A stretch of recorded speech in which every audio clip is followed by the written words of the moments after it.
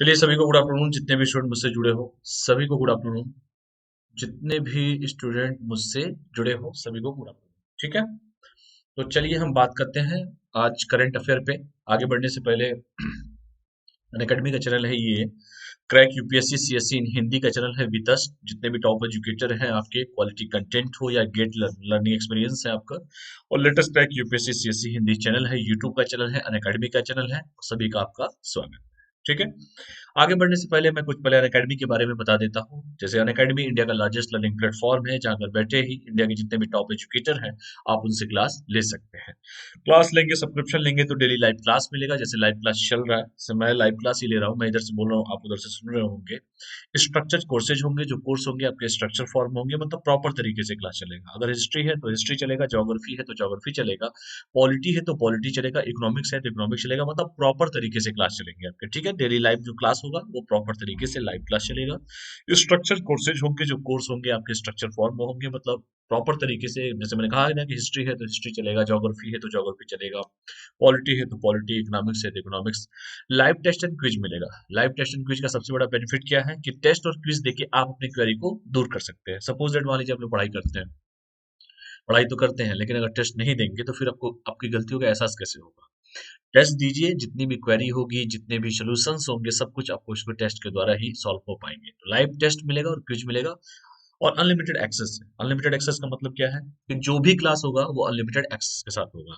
Suppose that मान लीजिए कि अगर लाइव क्लास आप नहीं भी कर पाते हैं, तो जो लाइव क्लास होगा आपके मोबाइल में स्टोर हो जाएगा, वो कितनी बार भी आप अनलिमिटेड एक्सेस के साथ उसको देख सकते हैं, सुन सकते हैं, समझ सकते हैं। ठीक है, तो अनलिमिटेड एक्सेस में मिलेगा आपको। ये अनअकैडमी का ऐप है, जिसे गूगल के प्ले स्टोर से या ऐप के प्ले स्टोर से डाउनलोड कर सकते हैं। तो जो लोग डाउनलोड ना करें वो उसको डाउनलोड कर लें। ठीक है, गूगल के प्ले स्टोर से या ऐप के प्ले स्टोर से डाउनलोड कर सकते हैं। ये मेरे बारे में है। मैंने बीटेक कंप्यूटर साइंस से किया है, 4 ईयर का टीचिंग एक्सपीरियंस है। ऑप्शनल सब्जेक्ट मेरा हिस्ट्री है, और मैं आप लोग को हिस्ट्री, पॉलिटी और करंट अफेयर पढ़ाऊंगा। और ये टेलीग्राम का लिंक है, इस टेलीग्राम के लिंक से जुड़ जाइएगा। जो भी इन्फॉर्मेशन देना होता है जब मेरी क्लास होती है, क्लास का पीडीएफ हो या जो भी हो, सब इसी टेलीग्राम के चैनल पे मिल जाता है। तो ये टेलीग्राम का लिंक है, सभी लोग इससे ज्वाइन हो जाइए। इंडिया के जितने भी टॉप 100 एजुकेटर है वो अनअकैडमी के प्लेटफॉर्म पे इस समय अवेलेबल है। आप किसी भी टॉप एजुकेटर से सब्सक्रिप्शन लीजिए और क्लास कर सकते हैं। Access to India best educator is just a subscription away, मतलब किसी भी टॉप एजुकेटर से आप क्लास लेंगे, आपके ऊपर डिपेंड करता है। जो भी टॉपर्स होंगे, सारे टॉपर्स आपको दिखाई दे रहे हैं, आप किसी से भी क्लास ले सकते हैं। बात करें यूपीएससी सीएससी के सिलेबस के बारे में, जैसे यूपीएससी सीएससी को, क्योंकि मैं प्लस एजुकेटर मैं भी हूँ, मैं भी अनअकैडमी पे प्लस एजुकेटर हूँ, मुझसे भी क्लास कर सकते हैं आप लोग। जैसे पॉलिटी, गवर्नेंस एंड आईआर का सब्सक्रिप्शन है, ज्योग्राफी का सब्सक्रिप्शन है, साइंस एंड टेक्नोलॉजी का सब्सक्रिप्शन है, ये एनसीईआरटी की समरी का सब्सक्रिप्शन है, हिस्ट्री का सब्सक्रिप्शन है, ऑप्शनल कोर्स के भी सब्सक्रिप्शन अब अनअकैडमी में स्टार्ट हो गए। किसी को भी ऑप्शनल कोर्स करना हो तो अनअकैडमी पे ऑप्शनल कोर्स कर सकता है। इन्वायरमेंट एंड इकोलॉजी है, आर्ट एंड कल्चर है, करंट अफेयर है, इंडियन इकोनॉमी है, प्रैक्टिस एंड स्ट्रेटजी है, और आंसर राइटिंग कोर्स है। मतलब जितने भी कोर्स मैं आपको बता रहा हूँ, सारे के सारे कोर्स जो है अनअकैडमी पे इस समय चल रहे हैं। आप किसी में भी सब्सक्रिप्शन लेके अपने क्लास को कंटिन्यू कर सकते हैं। ठीक है, चलिए आगे बढ़ते हैं। अगर हम बात करें प्लान के बारे में, दो तरह के सब्सक्रिप्शन के एक प्लान है, एक प्लस प्लान होता है, दूसरा आइकॉनिक प्लान होता है। तो हम सबसे पहले बात करेंगे प्लस प्लान पे। देखिए, प्लस प्लान जो यूपीएससी सीएससी चूज सब्सक्रिप्शन जो लिखा हुआ है प्लस प्लान, ये 1 महीने का भी है, 3 महीने का भी है, 6 महीने का भी है, 12 महीने का, 24 महीने का और 36 महीने का। ठीक है, ये पूरा का पूरा जो प्लान बता रहा हूँ, 1 मंथ का प्लान है 9,000, 3 महीने का है 22,500, 6 महीने का 40,500, और 12 महीने को 1 साल करते हैं 49,500 का है, और 2 साल का 72,000 का है, 3 साल का 90,000 का है। तो देखिए, जितने भी यहाँ पे लिखे हुए हैं, ये कोड यूज करेंगे PJ01, जो मेरा कोड है PJ, P for friend, J for Jaiswal 01 है। तो 10% डिस्काउंट मिलेगा, और आफ्टर डिस्काउंट या 10% के बाद देखिए इसकी फी हो जा रही है, जो 49,500 था वो हो गया 44,550 हो गया। 10% का डिस्काउंट मिल जाएगा। तो ये जितने भी है आफ्टर डिस्काउंट ये सब लिखे हुए हैं। तो आप अपने तरीके से अपने को जो भी आप लोगों को सुविधा होगी उस हिसाब से सब्सक्रिप्शन ले सकते हैं आप। ठीक है, और देखिए इसमें लाइव क्लास मिलेगा, लैब टेस्ट सीरीज मिलेगा। लाइव क्लास जैसे मैं सीधे ले रहा हूँ, लाइव क्लास ये टेस्ट सीरीज चलेगा आपका, अनलिमिटेड प्रैक्टिस होगा, बार बार प्रैक्टिस करने का मौका मिलेगा, और प्रैक्टिस जितनी बार करेंगे उतनी बार क्वेरी आपकी सॉल्व होगी। और स्ट्रक्चर शेड्यूल होंगे, मतलब हिस्ट्री है तो हिस्ट्री, ज्योग्राफी है तो ज्योग्राफी, पॉलिटी है तो पॉलिटी, इकोनॉमिक्स है तो इकोनॉमिक्स, मतलब प्रॉपर तरीके से क्लास चलेंगे आपके। ठीक है, तो इसको आप लोग देख लीजिएगा। ठीक है। दूसरा प्लान है आइकॉनिक का प्लान है, थोड़ा सा डिफरेंस है, ये भी 1 ईयर का है, 2 ईयर का है, 3 ईयर का है। तो 1 ईयर का जो फी है इसका 69,500 है, आफ्टर डिस्काउंट देखिए 62,550 हो गया, ये डिस्काउंट का यही कोड है। 10% आपका सब्सिडी डिस्काउंट हो जाएगा, इंस्टेंट डिस्काउंट हो जाएगा। और इसमें बेनिफिट क्या मिलेगा, इसमें बेनिफिट ये मिलेगा कि प्लस के चारों फीचर्स तो मिलेंगे ही मिलेंगे, live class, test series, unlimited practice, structure schedule. इसके साथ ही साथ आपको पर्सनल कोच मिलेंगे जो पर्सनली आपको गाइड करेंगे। डेली मेंस क्वेश्चन प्रैक्टिस मिलेगा आपको, स्टडी प्लानर मिलेंगे जो स्टडी करेंगे, और पर्सनली फीडबैक आपको दिया जाएगा। ठीक है। तो ये जो मिलेगा बेनिफिट वो मिलेगा आइकॉनिक में, मतलब पर्सनल कोच होंगे जो पर्सनली आपको गाइड करेंगे, डेली मेंस क्वेश्चन प्रैक्टिस होगा, क्योंकि मैं बार बार कहता हूँ कि प्रीलिम्स का जो पेपर होता है सिर्फ क्वालिफाई करने का पेपर होता है, सिर्फ छटनी की प्रक्रिया, अगली असली लड़ाई तो मेंस की होती है। तो डेली मेंस क्वेश्चन प्रैक्टिस आपको करने का मौका मिलेगा, स्टडी प्लानर होंगे जो आपकी स्टडी के बारे में पूरा डिटेल बताएंगे, समझाएंगे, बताएंगे उस तरीके से किस तरीके से तैयारी करना है, वो सब रणनीति बताएंगे, और पर्सनली फीडबैक आपको दिया जाएगा पर्सनल तरीके से। तो सब कुछ इसमें पर्सनली होगा, ये बेनिफिट मिलेगा आइकॉनिक में। तो आप लोग देख लीजिएगा अपने अनुसार। अगर मैं बात करूं ऑप्शनल सब्जेक्ट के बारे में, जो भी वैकल्पिक विषय जिसे कहते हैं, तो ऑप्शनल सब्जेक्ट 1 मंथ का भी है, 6 महीने का भी है, 12 महीने का, 24 महीने का और 36 महीने का। तो 1 मंथ का 5,000 है, 6 महीने का 22,500, जो 1 साल का पूरा है वो 27,500 का है, और 2 साल का 40,000 और 3 साल का 50,000। आफ्टर डिस्काउंट जो पड़ेगा 1 ईयर का 24,750 है। कोड ये है PJ01, इस कोड का यूज करके आप 10% डिस्काउंट सब्सक्रिप्शन पे पा सकते हैं। ठीक है, जस्ट 1 मिनट प्लीज वेट। ठीक है, चलिए, तो इसको आप लोग देख लीजिएगा वैकल्पिक विषय। अब हम बात करते हैं the most competitive gamified UPSC CSC battle in here, मतलब आपने कॉम्बैट चल रहा है, आप सभी को पता होगा कॉम्बैट क्या है। अन अकेडमी का एक कॉम्बैट चल रहा है, हर अल्टरनेट संडे को होगा, मतलब 6 तारीख को हुआ है। 6 दिसंबर से ये कॉम्बैट स्टार्ट हुआ है, दिन में 11 बजे 11 AM को हुआ है। इसमें टोटल शायद 45 क्वेश्चन होंगे, 45 मिनट का होगा, और 60 क्वेश्चन होंगे। ठीक है, 60 क्वेश्चन होंगे, हर अल्टरनेट संडे को हुआ है, जैसे 6 दिसंबर को हुआ है। इसके बाद ये 13 दिसंबर को ऑफ रहेगा, नहीं होगा। इसके बाद सीधे 20 दिसंबर को होगा, मतलब हर अल्टरनेट संडे को होगा। तो ये देखिए यहाँ पे लिखा भी है, compete with the thousands of learner in India biggest fortnightly competition for UPSC CSC, और 6 दिसंबर 2020, और ये एंड 20 दिसंबर 2020, मतलब जाहिर सी बात है, मैंने कहा ना अल्टरनेट करके चलेगा। तो 6 7 13, 13 7 20 ही होता है। 11 बजे होगा। ठीक है, तो इसको देख लीजिएगा। देखिए 45 मिनट का टेस्ट होगा आपका, 60 क्वेश्चन होंगे, 13 टोटल कॉम्बैट्स होंगे, 6 सेक्शन में होगा, रिलेटिव स्कोरिंग होगी, और फॉरवर्ड कंसेंस अल्टरनेट संडे को ये होता रहेगा। तो इसको आप लोग कॉम्बैट ज्वाइन कीजिए, और इससे सबसे बड़ा देखिए बेनिफिट क्या होगा, देखिए आप बेनिफिट ही देख लीजिए। चलिए, compete the with the best and with the amazing prices. जैसे फर्स्ट रैंक अगर आपका होगा तो एप्पल का मैकबुक एयर मिलेगा, सेकंड रैंक होगा तो एप्पल का आईपैड मिनी मिलेगा, थर्ड रैंक होगा तो एप्पल का एयरपॉड मिलेगा, जो एयरपॉड होता है, एंड फोर्थ रैंक होगा तो टॉप 100 रैंक होगा, मतलब टॉप 100 में अगर आप आते हैं तो 1,000 रुपए का अमेजन का वाउचर होगा, कुछ भी ले सकते हैं उससे। दूसरा सबसे बड़ा बेनिफिट है कि टेस्ट देने से आपको कम से कम एहसास तो होगा कि गलतियां क्या हो रही हैं आपसे। बार बार टेस्ट देते रहिए, जितनी बार टेस्ट देंगे उतना आपको बेनिफिट मिलेगा। इसलिए टेस्ट से मत भागिए, जो टेस्ट है सबसे इंपॉर्टेंट है, टेस्ट को देते रहिए, ऑल ओवर इंडिया लेवल पे टेस्ट दीजिए, ताकि आपको आपका स्कोर पता चले, सही स्कोर पता चले कि वाकई में हाँ, हम जिससे कंपटीशन ले रहे हैं, जो इंडिया लेवल पे बच्चे पढ़ रहे हैं, जो तैयारी कर रहे हैं, क्या हम उनमें हमारी रैंकिंग क्या है। अगर जो गलती होगी उस गलती को सुधारा जाएगा, क्योंकि आपको भी पता है कि यूपीएससी सिर्फ एक मौका देती है, एक ईयर में, 1 ईयर में। तो उस मौके को बार बार भुनाइए मत, उस मौके को यूज कीजिए, जितनी बार मौके मिले, जितने बार अटेम्प्ट बचे, उसका यूज कीजिए। और इसका सबसे बड़ा बेनिफिट ये मिलेगा, आपका टेस्ट टेस्ट दीजिए और स्कोर कीजिए, अच्छे स्कोर। तो चलिए आज हम सबसे पहला बात करते हैं नगर पालिका बॉन्ड्स, म्युनिसिपल बॉन्ड्स के बारे में। क्यों चर्चा में है, क्या है म्युनिसिपल बॉन्ड, क्या है नगर पालिका का बॉन्ड, तो इस पे हम बारे में बात करते हैं। सबसे पहला आज का टॉपिक यही मैंने उठाया है, नगर पालिका बॉन्ड के बारे में। चर्चा में क्यों है इसके बारे में हम बात करेंगे। हाल ही में लखनऊ नगर निगम की ओर से, लखनऊ सभी को पता है उत्तर प्रदेश की राजधानी है, यहाँ के सीएम योगी आदित्यनाथ जी हैं, और यहाँ के राज्यपाल जो है, कौन है बता सकता है कोई, कमेंट करके आप लोग जरूर मुझे बताइएगा। जो यहाँ की राज्यपाल है वो मध्य प्रदेश की भी राज्यपाल है, आप किसी को भी पता होगा तो आप हमको बता सकते हैं। ठीक है, तो हाल ही में लखनऊ नगर निगम की ओर से जारी किए गए 200 करोड़ रुपए के मूल्य वाले नगर पालिका बॉन्ड्स को बीएसई, बीएसई का फुल फॉर्म क्या है बेटा, बॉम्बे स्टॉक एक्सचेंज, बीएसई में सूचीबद्ध किया गया है। यानी कि लखनऊ का जो लखनऊ नगर निगम की ओर से जो जारी, क्योंकि देखिए नगर पालिका जो है वो भाई नगर निगम का ही तो नगर पालिका होगा, तो उत्तर प्रदेश में ही लखनऊ पड़ता है। और लखनऊ के नगर निगम की ओर से जारी किए गए, जो जारी किया गया था 200 करोड़ रुपए के मूल्य वाले नगर पालिका बॉन्ड्स को जो बीएसई है जिसे नाम है बॉम्बे स्टॉक एक्सचेंज में सूचीबद्ध किया गया है। यानी कि इनकी तरफ से जो 200 करोड़ रुपए मूल्य वाले कुछ नगर पालिका बॉन्ड्स को बीएसई में सूचीबद्ध किया गया है। ठीक है, यहाँ तक कोई डाउट है किसी को भी? चलिए आगे बढ़ते हैं, नगर पालिका बॉन्ड्स में ही आगे देखते हैं और क्या क्या है।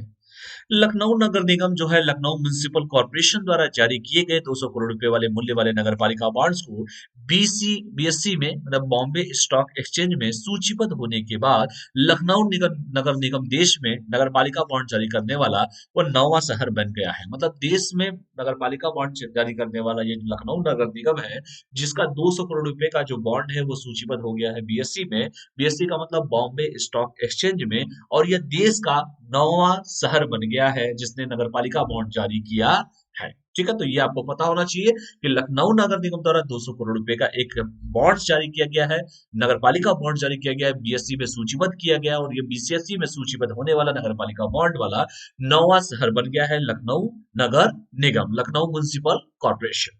ठीक है, आगे हम बात करते हैं। इसे भारत सरकार के आवासन और शहरी और कार्य मंत्रालय ने अमृत मिशन, जो सरकार की जो मिशन चल रही थी अमृत मिशन, जिसे अटल नवीनीकरण और शहरी परिवर्तन मिशन के तहत प्रोत्साहन दिया गया है। तो आपको पता ही होगा कि अमृत मिशन सरकार द्वारा चलाई जा रही है, अटल नवीनीकरण और शहरी परिवर्तन मिशन भी चल रही है, इसी के तहत इसको प्रोत्साहन दिया गया है। जिसको आप लोग ध्यान से देख लीजिएगा किस डिपार्टमेंट में है, कौन से मंत्री है, कमेंट करके प्लीज आप हमको बता सकते हैं आप लोग। ठीक है, तो ये प्रमुख बिंदु रहे। नगर पालिका बांड 9वां ऐसा शहर हो गया है जिसने बीएसई में सूचीबद्ध किया है, और आगे इसके बारे में जानकारी जानते हैं। इन बांड के जरिए होने से लखनऊ नगर निगम को अपने ब्याज भार में सब्सिडी देने के लिए 26 करोड़ रुपए की राशि प्राप्त होगी। यानी कि जो बीएसई में सूचीबद्ध हो गया है, अब इससे क्या इसको बेनिफिट मिलेगा कि इस बांड के जारी होने से लखनऊ जो नगर निगम है, लखनऊ म्युनिसिपल जो निगम है, उसमें अपने ब्याज दर में ब्याज भर में सब्सिडी देने के लिए 26 करोड़ रुपए की राशि प्राप्त होगी, और यह वित्तीय और निगम सुशासन में सुधार लाने, शहर को और अधिक आत्मनिर्भर बनाने, नागरिक आधारभूत सुविधा ढांचे को विकसित करने में मददगार साबित होगा, और आत्मनिर्भर भारत के हिस्से के रूप में आत्मनिर्भर शहर बनाने की दिशा में एक प्रयत्न होगा। यानी इसका क्या बेनिफिट मिलेगा? इसका बेनिफिट जैसे मैंने कहा कि अमृत मिशन, अटल नवाचार और नया शहरीकरण का जो मिशन है, जैसे मैंने इसके पहले आपको बताया कि अटल नवनीकरण और शहरी परिवर्तन मिशन, आपको पता है कि अमरूद मिशन चल रहा है हर जगह, अमरूद जिसे अमृत मिशन कहते हैं। शहरों को एक नए शहर बसाने की जो बात की जा रही है, एक शहर में क्या क्या मूलभूत सुविधाएं होनी चाहिए उसकी जो बात की जा रही है, तो उसी को प्रोत्साहन देने के लिए इसको किया गया है। और इसका बेनिफिट क्या होगा कि भैया 26 करोड़ रुपए की तो पहले तो सब्सिडी मिलेगी। दूसरा, यह जो वित्तीय मतलब फाइनेंस और निगम में सुधार लाने, शहर को और अधिक आत्मनिर्भर बनाने। भाई शहर में लोग क्यों जाते हैं? शहर में रोजगार होता है इसलिए लोग जाते हैं, शहर में मूलभूत सुविधाएं होती है इसलिए जाते हैं, शहर शहर के ढांचे पे रहेगा तभी तो लोग शहर जाएंगे। तो इसमें क्या है कि इस शहर को और अधिक आत्मनिर्भर बनाने और नागरिक आधारभूत सुविधा ढांचे को विकसित करने में मददगार साबित होगा, और इसके साथ ही साथ आत्मनिर्भर भारत के हिस्से के रूप में आत्मनिर्भर शहर बनाने की दिशा में भी एक प्रयत्न है। ठीक है, तो जैसे सरकार के द्वारा मंशा यही है कि आत्मनिर्भर की बात कर रही है सरकार आज की डेट में, तो आत्मनिर्भर शहर बनाने की दिशा में भी एक प्रयत्न किया गया है। तो इसको आप लोग देख लीजिएगा। ठीक है, चलिए आगे बढ़ते हैं। फिर यहां तक कोई डाउट है? म्युनिसिपल बॉन्ड देख लीजिए, लखनऊ 9वां शहर ऐसा है जिसने ऐसा काम किया है।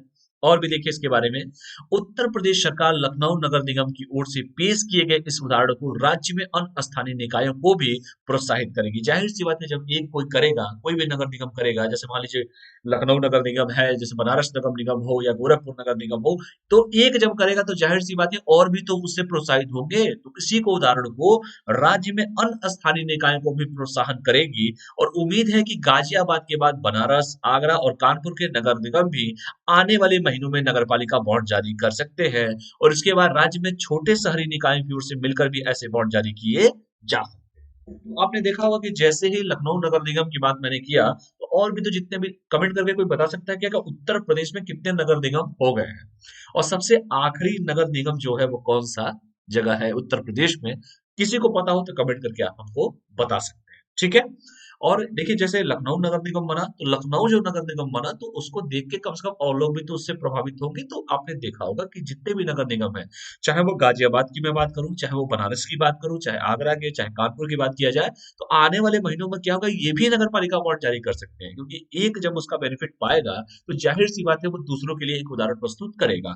और जितने भी हमारे स्थानीय निकाय है, चाहे वो नगर पालिका हो, चाहे वो टाउन एरिया हो, वो भी छोटे छोटे नगर पालिका बॉन्ड जारी कर सकते हैं, क्योंकि बेनिफिट अगर होगा, कुछ नई टेक्नोलॉजी आएगी, कुछ नया सीखने को मिलेगा, नए शहरों की जो बसाने की सरकार की जो बात है, तो जाहिर सी बात है ऐसे बॉन्ड जारी किए जा सकते हैं, जिसका बेनिफिट बड़े बड़े नगर निगमों को मिलेगा, उसके बाद स्थानीय निकायों को मिलेगा, उसके बाद नगर पंचायत सब लोग को मिलेगा, और नए नगर पालिका बॉन्ड जारी कर सकते हैं। ठीक है, तो इसको आप लोग आराम से देख लीजिएगा।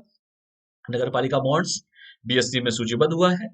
अब हम बात करते हैं थोड़ा सा ही बात करेंगे, ज्यादा नहीं बात करेंगे, कि लखनऊ नगर निगम के बॉन्ड से संबंधित कुछ तथ्य के बारे में जानते हैं। कि लखनऊ नगर निगम ने 13 नवंबर 2000 को, कब भैया, 2020 को अपना पहला नगर पालिका बॉन्ड सफलतापूर्वक जारी किया था। यानी कि 13 नवंबर की वो तारीख है, अभी पिछले महीने की बात है, 2020 की बात है। इसने अपना पहला नगर पालिका बॉन्ड सफलतापूर्वक जारी किया था, जिसे हाल ही में बीएससी मतलब बॉम्बे स्टॉक एक्सचेंज में सूचीबद्ध किया गया है, और यह बीएससी में कारोबार योग्य है। ठीक है, तो कारोबार के योग्य हो गई है, और इसे पहला बार नगर पालिका बॉन्ड सफलतापूर्वक जारी किया है, 13 नवंबर 2020 को किया है, जिसे हाल ही में बीएससी का मतलब होता है बॉम्बे स्टॉक एक्सचेंज में सूचीबद्ध किया गया है, और यह बीएससी में कारोबार योग्य है।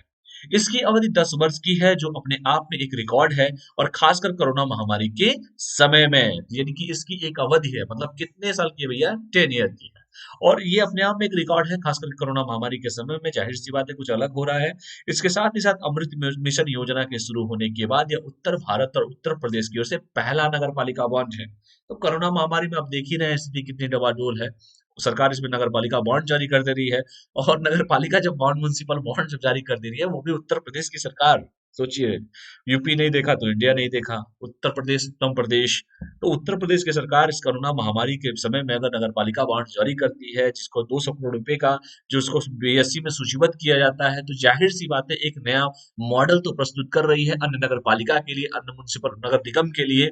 तो वही मैं कहा कि इसकी जो टेंटिव पीरियड जो होगी वो 10 ईयर का होगा। ये अपने आप में एक रिकॉर्ड है, क्योंकि कोरोना महामारी के समय इसको जारी किया गया है, और अमृत मिशन योजना के शुरू करने के बाद यह उत्तर भारत का, और उत्तर प्रदेश की ओर से तो पहला है, उत्तर भारत का भी ये पहला पार्ट है। ठीक है, तो जैसे कोरोना महामारी शुरू हो गई, अमृत मिशन योजना, आपको पता है कि नए नए शहरों की बसाने की बात हो रही है, नए नए शहरों में जो मूलभूत ढांचा होनी चाहिए उसकी बात हो रही है, तो इसके बारे में ये बात किया जा रहा है, क्योंकि उत्तर प्रदेश का पहला नगर पालिका बॉन्ड है। इसके साथ ही साथ ये उत्तर भारत की अगर मैं बात करूँ, नॉर्थ इंडिया की बात किया जाए, तो भी ये अमृत मिशन शुरू होने के बाद ये जो है पहला नगर पालिका बॉन्ड है। यहाँ तक किसी को कोई डाउट हो तो आप हमसे पूछ सकते हैं, संवाद कर सकते हैं, बता सकते हैं। कोई डाउट है किसी को भी, कोई भी डाउट, जितने भी स्टूडेंट जुड़े हो, कोई डाउट? मुझे नहीं लगता कि बेटा कोई डाउट होगा आपको। अगर डाउट हो तो पूछ सकते हैं, ठीक है। और हम बात करते हैं थोड़ा सा और, कि भैया लखनऊ नगर निगम के बारे में, कि लखनऊ नगर निगम के बॉन्ड इशू को इंडिया रेटिंग्स ने ए मतलब एक रेटिंग दी जाती है ए, और ब्रिक वर रेटिंग ने एई का दर्जा, सी हाँ, एई सीई का दर्जा दिया है। ठीक है, तो इसको आप लोग ध्यान से देख लीजिएगा। इस इशू में निवेशित धनराशि को भारत सरकार की अमृत योजना के तहत केंद्रित की जा रही जल आपूर्ति योजना और एक आवास परियोजना में निवेश किए जाने का प्रस्ताव है। तो इसलिए ये जो बेनिफिट मिलेगा, वो अमृत योजना के तहत जो भी क्रियान्वित की जा रही जो आपूर्ति परियोजना है और आवास परियोजना में निवेश किए जाने का एक प्रस्ताव दिया जाएगा। इसको आप लोग देख लीजिएगा। आगे हम बात करते हैं नगर पालिका बॉन्ड्स में ही। भारत में नगरपालिका बॉन्ड्स जो है, म्युनिसिपल बॉन्ड शहरी स्थानीय निकाय द्वारा जारी किए जाते हैं। जो भी स्थानीय निकाय होते हैं शहरी, और इन बॉन्ड के जरिए शहरी निकाय अपने विकास कार्यों और अन्य खर्चों हेतु धन जुटाते हैं। गौरतलब है कि भारत में संघीय ढांचे के तहत विभिन्न स्तरों पर सरकारें कार्य करती हैं, जैसे केंद्र, राज्य और स्थानीय सरकारें। सभी को ये बात पता होगी कि जो भी संघीय ढांचा होता है उसमें विभिन्न लेवल पे लोग काम करते हैं, जैसे यानी केंद्र है, चाहे राज्य हो, चाहे वो स्थानीय सरकार की हो। तो यही चीजें इसमें बताई गई है कि भारत में जो नगरपालिका बॉन्ड्स है वो स्थानीय शहरी निकाय द्वारा जारी किए जाते हैं। तभी तो आपका नगर निगम, ये नगर पालिका बॉन्ड्स आपका जारी किया गया है लखनऊ नगर निगम द्वारा। ठीक है। तो इन बॉन्ड के जरिए शहरी निकाय अपने विकास कार्यों और अन्य खर्चों हेतु धन जुटाते हैं। और जैसे मैंने कहा कि ये किसी भी लेवल पे हो सकता है, जैसे या तो केंद्र जैसे विभिन्न स्तरों पर सरकारें खर्च करती हैं, कार्य करती हैं, जैसे केंद्र स्तर पर हो, राज्य स्तर पर हो या स्थानीय स्तर पर हो, तो किसी भी स्तर पे काम हो सकते हैं। तो इसको आप लोग देख लीजिएगा। ठीक है बेटा, चलिए आगे बढ़ते हैं। ये सरकारें अपने व्यय के वित्त पोषण हेतु धन जुटाने के लिए बॉन्ड्स जारी करती हैं, और इन बॉन्ड को जब नगरपालिका द्वारा जारी किया जाता है तो उसे नगरपालिका बॉन्ड्स कहते हैं। तो जिसको भी भाई व्यय के वित्त पोषण के लिए अगर धन जुटाने के लिए कोई बॉन्ड जारी करता है, और आपने देखा हो कि लखनऊ नगर निगम ने, लखनऊ नगर पालिका ने, लखनऊ म्युनिसिपल नगर निगम ने अब 200 करोड़ रुपए का बीएससी में सूचीबद्ध किया है, बॉन्ड जारी किया है। पहला ऐसा बॉन्ड है उत्तर भारत का। और अगर हम बात करें उत्तर प्रदेश का, तो पहला ऐसा बॉन्ड है। और इससे क्या होगा, तो नगर पालिका बॉन्ड जारी करते हैं। बॉन्ड को जब नगर पालिका द्वारा जारी किया जाता है तो उसे नगर पालिका बॉन्ड कहते हैं। अब आगे देखते हैं कि वर्ष 2015 में शहरी स्थानीय निकायों को बॉन्ड के जरिए धन जुटाने हेतु भारतीय प्रतिभूति और विनियामक बोर्ड, जिसे सेबी कहते हैं, कमेंट करके कोई बता सकता है क्या सेबी का मुख्यालय कहाँ पर है? सेबी कई बार पेपर में पूछा गया है। सेबी का जो फुल फॉर्म है ये भी कई बार पूछा गया है। Securities and exchange board of India, जिसे सेबी कहते हैं, ने विस्तृत दिशा निर्देश जारी किए थे। तो 2015 में शहरी स्थानीय निकायों को बॉन्ड के जरिए धन जुटाने हेतु सेबी ने क्या किया था, विस्तृत दिशा निर्देश जारी किए थे। जारी किए तो देख लीजिए इसको। और हम बात करते हैं आगे इसके बारे में। उसके बाद हुआ क्या कि फरवरी 2020 में SEBI municipal bond development committee का गठन किया गया था, ताकि शहरी स्थानीय निकायों द्वारा जारी किए जाने वाले बॉन्ड को बेहतर तरीके से प्रबंधित किया जा सके। और अहमदाबाद नगर निगम ने बिना किसी सरकारी गारंटी के 100 करोड़ रुपए का पहला नगर पालिका बॉन्ड जनवरी 1998 में जारी किया था, जिसका उद्देश्य शहर में आधारभूत ढांचा सुविधा परियोजनाओं को वित्त पोषित करना था। तो मैंने कहा ना कि ये पहली बार ऐसा नहीं हुआ कि पहली बार ऐसा किया जा रहा है नगर पालिका बॉन्ड। अहमदाबाद का जो नगर निगम है उसने बिना किसी सरकारी गारंटी के 100 करोड़ रुपए का पहला नगर पालिका बॉन्ड जारी किया था जनवरी 1998 में। अब सोचिए, जनवरी 1998 में पहला नगर पालिका नगर निगम का बॉन्ड जारी किया गया था, म्युनिसिपल बॉन्ड जारी किया गया था, नगर पालिका का बॉन्ड जारी किया गया था, नगर निगम का बॉन्ड जारी किया गया था। तो शहर में किस लिए किया गया था? आधारभूत ढांचा सुविधा परियोजनाओं को वित्त पोषित की सुविधा देने के लिए किया गया था। भाई शहर के क्या फीचर्स होते हैं? शहर में अच्छी सुविधाएं होती हैं। शहर में आपको शहर का एक पैरामीटर होता है, भाई शहर में जो जो मूलभूत सुविधाएं हैं, क्या शहरों में मिलेगी तभी तो उसको शहर की उपाधि दिया जाएगा।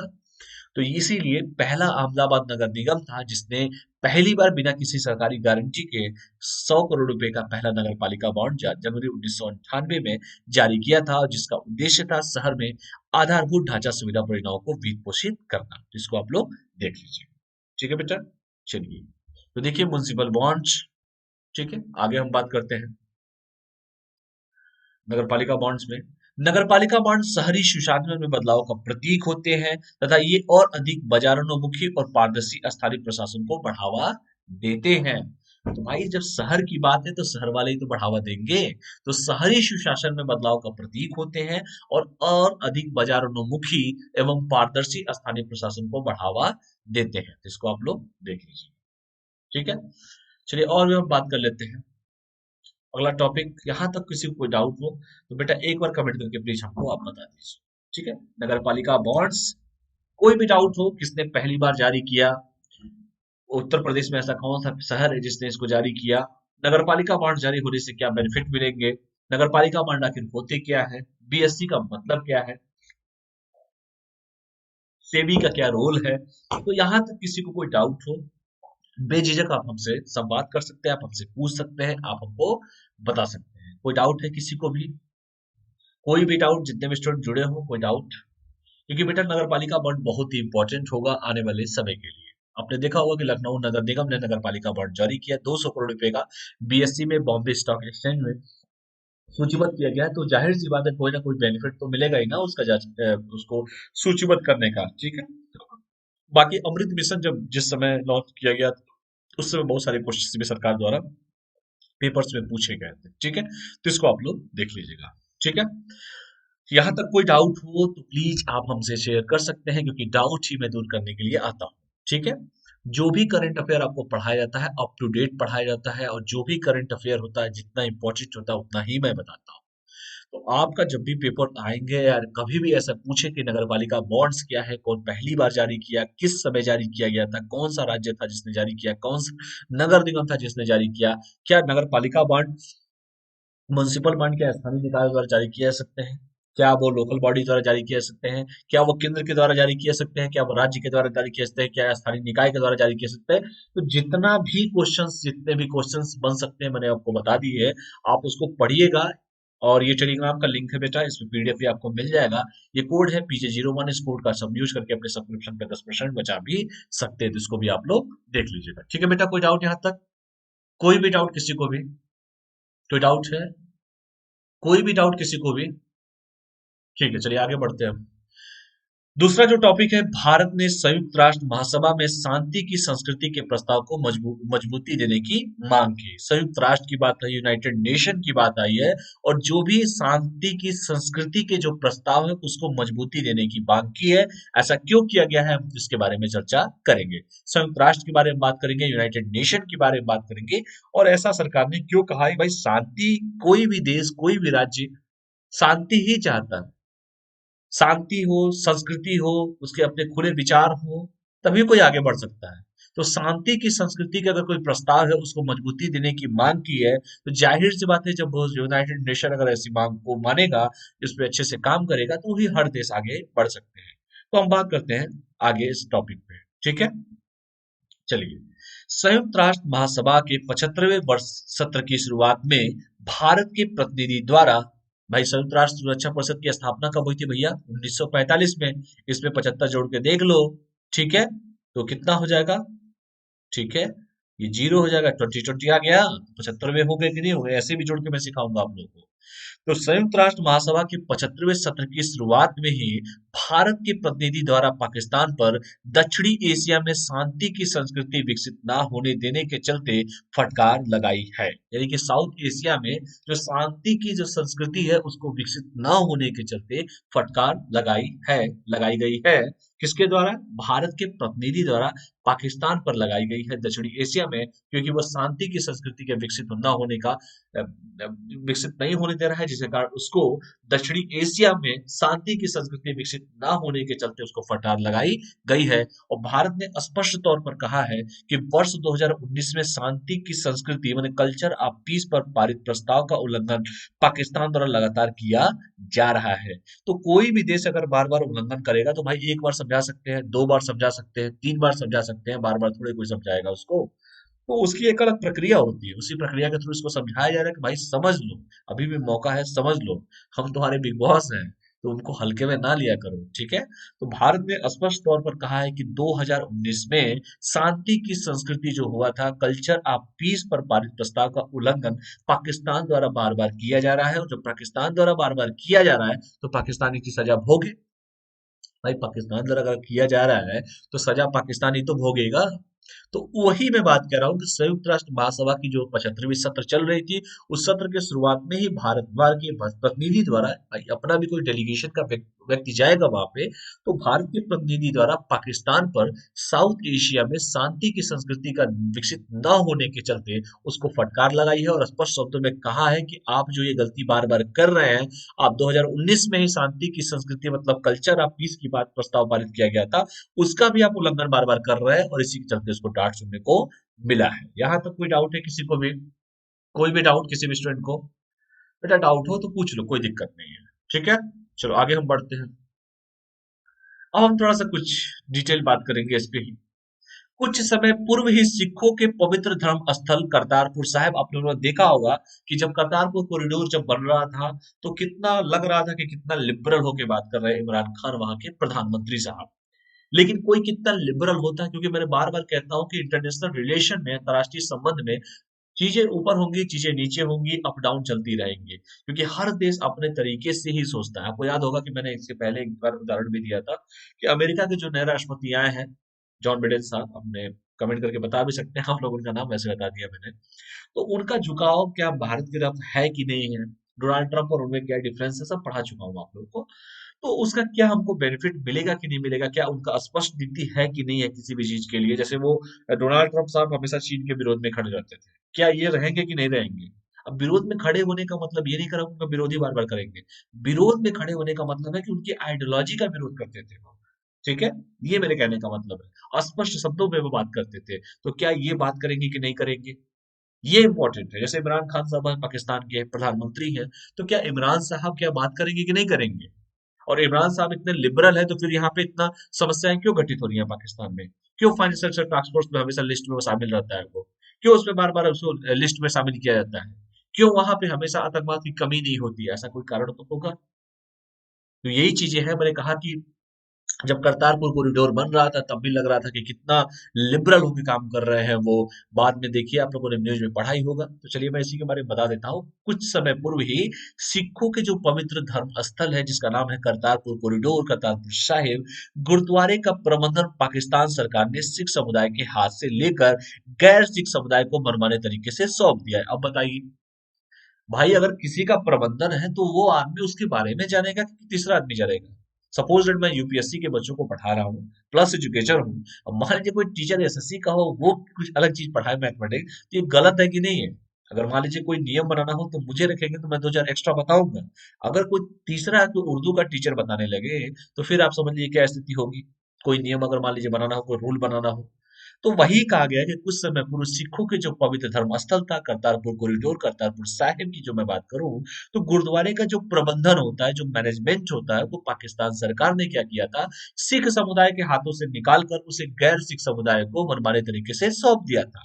और यह कृत्य पाकिस्तान के धार्मिक अहिंसुता की मानसिकता का प्रतीक है। भाई, जिसका जो धर्म है, जो अपने धर्म के मानने वाले लोग हैं, उनके अलग मैनेजमेंट होता है, अलग तरीका होता है, उनका एक अलग कल्चर होता है। तो भाई मैनेजमेंट तो वही करेंगे कि तीसरा आदमी करेगा? तो वही कहा गया है कि यह कृत्य जो किया गया है वो पाकिस्तान के धार्मिक अहिंसुता की मानसिकता का प्रतीक है। और इस मुद्दे पर भारत ने पाकिस्तान के हाई कमीशन के प्रतिनिधि को भी तलब किया है। और ये बार बार कह रहा है कि भैया दक्षिणी एशिया में आप बार बार क्या अशांति फैला रहे हैं? आप अशांति मत बार बार फैलाइए। आप तो हमेशा लिबरल की में बात करते हैं, आप हमेशा शांति की बात करते हैं, और आप पाकिस्तान कर क्या रहे हो? तो ये बात यूनाइटेड नेशन में शांति की संस्कृति के प्रस्ताव को मजबूती देने की मांग के लिए की गई है। पाकिस्तान को फटकार भी लगाई गई है। और आपको पता ही है, हर देश अपने बारे में अलग सोचता है। अपने चाइना के बारे में मैं क्या बोलूं, कभी डोकलाम में विवाद हुआ, कभी चीन पाकिस्तान आर्थिक कॉरिडोर है, चाहे वो ब्रह्मपुत्र पर वो देखिए बांध बना रहा है। तो हर देश, मैंने कहा ना, अपने तरीके से चीजों को लेके चलता है। तो यही मैंने वजह हुई थी कि जो मैनेजमेंट था, वो मैनेजमेंट जो सिख समुदाय का जो मैनेजमेंट था, उसको उठा के आप तीसरे को दे दे रहे हो। तो इतने सब मिस्टेक नहीं, महा मिस्टेक है वो। तो यह जो कृत्य किया गया वो पाकिस्तान के धार्मिक अहिंसुता, जो उनकी बात करते हैं, जो अहिंसुता की जो बात मैं करूं, तो धार्मिक अहिंसुता की जो मानसिकता है उसका प्रतीक है ये, इनका जो किया गया कारनामा है। और इस मुद्दे पर भारत ने पाकिस्तान के हाई कमीशन जो है उनके प्रतिनिधि को तलब किया है। ठीक है, यहाँ तक कोई डाउट है किसी को भी? बड़े मन से आज पढ़ा रहा हूँ बेटा, तो ध्यान से इसको पढ़ना। ठीक है। भारत का कहना है कि दक्षिणी एशिया में, साउथ एशिया में शांति की संस्कृति का विकास करने में पाकिस्तान को योगदान करना चाहिए, जो वो नहीं कर रहा है। भाई, आप भी शांति से रहो, हम भी शांति से रहें। अगर मान लीजिए सपोज दैट अगर गुरुद्वारा है भी, करतारपुर का गुरुद्वारा है, तो भाई वहां का जो मैनेजमेंट, अगर वहां के लोग देखें, जैसे वो गुरुद्वारा समिति देखेंगी, गुरुद्वारे के लोग देखेंगे, तो वो अच्छा समझेंगे कि तीसरा आदमी अच्छा समझेगा। अगर आप ये करना चाहते हैं, कि अपनी अपनी धार्मिक सहिष्णुता की जो बात है वो आप दिखाना चाहते हैं कि हम लिबरल तो हैं लेकिन हम उतने वाले लिबरल नहीं है, फिर तो ये चीजें हैं, कहीं ना कहीं वो शांति जो होनी चाहिए वो शांति नहीं वहां पे मिल रही है। तो यही कहा है कि दक्षिणी एशिया में शांति की संस्कृति का विकास करने में पाकिस्तान को योगदान करना चाहिए, जो वो नहीं कर रहा है। और पाकिस्तान में धार्मिक अल्पसंख्यक समुदाय के ऊपर भीषण अत्याचार देखे गए हैं। इसका सीधा सा उदाहरण है, आपने देखा होगा कि पाकिस्तान में किस तरह से हत्याएं हो रही हैं। पाकिस्तान में आपने देखा होगा चरमपंथ कितने हाई लेवल पर है। पाकिस्तान में आप लोगों ने देखा होगा, मतलब कोई ऐसी कभी निकालना उसका नाम पाकिस्तान रख दो। ठीक है, तो ये चीजें आप लोग देखे होंगे। तो धार्मिक अल्पसंख्यक का मतलब क्या होता है? अल्पसंख्यक बेटा ये मतलब होता है कि अल्पसंख्यक मतलब जिसकी संख्या कम हो। मान लीजिए कहीं हिंदू बहुल क्षेत्र सपोज मान लीजिए रहे, वहां पे कम्युनिटी के लोग कम हो, तो उसे अल्पसंख्यक कहेंगे। और कमेंट करके आप बताइए कितने अल्पसंख्यक है वर्तमान में भारत में। ठीक है, चलिए आगे बढ़ते हैं। और हम आगे बढ़े इसमें तो देखेंगे कि भारत ने सभी संयुक्त राष्ट्र देशों से अपील की है कि वे सभी धर्मों के खिलाफ होने वाले हमलों के खिलाफ अपनी आवाज बुलंद करें। आपने देखा होगा अफगानिस्तान में मस्जिदों में अटैक किया गया था। या तालिबान को प्रोत्साहन दिया जा रहा है। तो कहीं ना कहीं उसकी मानसिकता को वो दर्शाता है कि वो शांति का प्रतीक चाहता ही नहीं है। तो भारत ने संयुक्त राष्ट्र में देशों से अपील की है, जितने भी संयुक्त राष्ट्र के देश हैं, वे सभी धर्मों के खिलाफ होने वाले हमलों के खिलाफ, चाहे कोई भी धर्म हो, चाहे अल्पसंख्यक का धर्म हो, चाहे वो बहुसंख्यक का धर्म हो, किसी भी धर्मों के खिलाफ होने वाले मामलों के खिलाफ, हमलों के खिलाफ अपनी आवाज को बुलंद करे, और वो किसी धर्म विशेष के खिलाफ होने वाले अत्याचार पर भी कुछ बोलने का चयन करने की आदत से बचे। और विश्व के अलग अलग देशों में कई धर्म और उससे जुड़े लोगों के खिलाफ उनके राष्ट्र के भीतर ही अत्याचार हो रहे हैं, जिसके खिलाफ संयुक्त राष्ट्र के देशों को भी सामूहिक आवाज उठाने की जरूरत है। तो भैया, अगर आवाज आप नहीं आज उठाएंगे तो कल आप लोग के लिए भी समस्याएं पैदा हो जाएंगी, क्योंकि नस्लीय भेद तो कहीं पे भी हो सकते हैं। आप उदाहरण है इसका देख लीजिए उठा के, इतिहास में उदाहरण है, बहुत सारे उदाहरण मिल जाएंगे आपको। तो इन चीजों का कहीं ना कहीं सरकार के ऊपर दबाव बना हुआ है। यूनाइटेड नेशन से कहा गया है कि देखिए, आप सभी धर्मों के खिलाफ होने वाले हमलों के खिलाफ अपनी आवाज को बुलंद करें। अगर आज नहीं करेंगे तो कल तीसरा आदमी फिर चालू हो जाएगा। इसलिए आप पावर में है, उसका यूज कीजिए। वह किसी भी धर्म के खिलाफ होने वाले हमलों और अत्याचार पर कुछ भी बोलने की चयन करने करने की आदत से बचें। ठीक है। और विश्व के अलग अलग जितने देशों में कई धर्म है भाई, हर देश का अलग अलग अपना धर्म है, अपना अपना रिलीजियस है, वो उसके अनुसार अपना काम करेगा। और उससे जुड़े लोगों के खिलाफ उनके राष्ट्र के भीतर ही अत्याचार हो रहे हैं, ये बहुत ही गलत बात है, जिसके खिलाफ संयुक्त राष्ट्र के देशों को सामूहिक आवाज उठाने की जरूरत है। तो इसको आप लोग देख लीजिएगा। भारत ने साफ तौर पर कहा है कि हिंदू धर्म, बौद्ध धर्म और सिख धर्म के खिलाफ होने वाले हमलों को समतामूलक भाव से संज्ञान में लेने में संयुक्त राष्ट्र महासभा असफल रहा है। और भारत का कहना है कि हिंदू धर्म के मानने वालों की संख्या 1.2 बिलियन से अधिक है, वही बौद्ध धर्म 535 मिलियन से अधिक मतावली दुनिया भर में फैले हुए हैं, और पूरी दुनिया में सिख धर्म की 30 मिलियन से अधिक मतावली है, मतलब उनको मानने वाले लोग हैं। अगर मैं तीन ही धर्म की चलिए बात कर रहा हूँ, तो हिंदू धर्म की अगर मैं बात करूं, या बौद्ध धर्म की बात करूं, या जैन सिख धर्म की बात करें, तो उसमें जो हमले हो रहे हैं कहीं ना कहीं समतामूलक भाव से संज्ञान में लेने में संयुक्त राष्ट्र असफल रहा है। क्योंकि जो हमले हो रहे हैं, तो भाई हमले तो हमले होते हैं किसी भी धर्म पे हो। और भारत का ये भी कहना है कि भैया, हिंदू धर्म को मानने वालों की अगर संख्या में बात करूं, तो 1.2 बिलियन से अधिक है पूरे दुनिया में। इसके साथ ही साथ बौद्ध धर्म की अगर मैं बात करूं, बौद्ध धर्म सबसे लिबरल धर्म, बौद्ध धर्म गौतम बुद्ध के बारे में सब पढ़ा ही चुका हूं आपको। तो 535 मिलियन से भी अधिक मतावली है, पूरी दुनिया में मानने वाले इनके फॉलोवर हैं। और कमेंट करके मुझे आप जरूर बताइए कि 1 मिलियन कितने लाख के बराबर होता है। ठीक है। ये 1 मिलियन में कितने लाख होते हैं, तो 535 मिलियन में कितने लाख होंगे, ये भी कमेंट करके आप हमको बता दीजिएगा।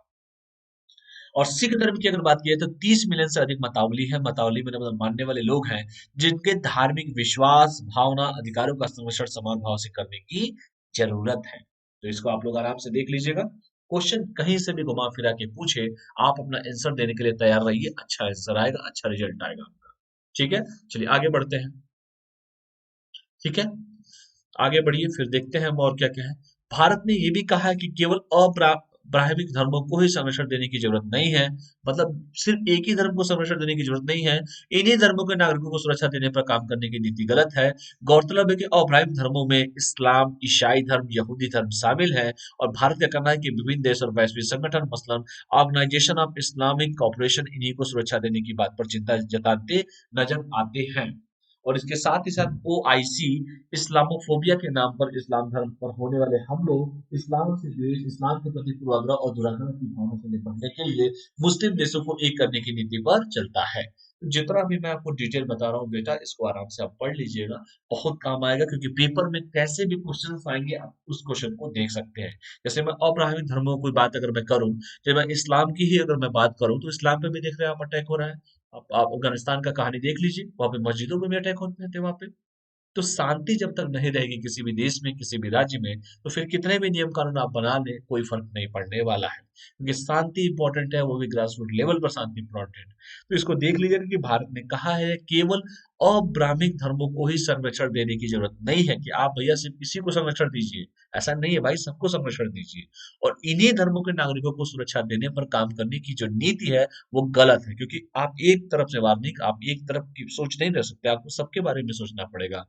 और इसीलिए धर्मों में इस्लाम धर्म, चाहे ईसाई धर्म हो, चाहे यहूदी धर्म शामिल है अब्राह्मिक धर्मों में। ठीक है। तो इस्लाम हो, चाहे ईसाई हो, चाहे यहूदी शामिल है। और भारत का कहना है कि विभिन्न देश और वैश्विक संगठन, मसलन ऑर्गेनाइजेशन ऑफ इस्लामिक कॉपरेशन, इन्हीं को सुरक्षा देने पर सिर्फ बात करता है। नजरे चिंता जताते नजर आते हैं।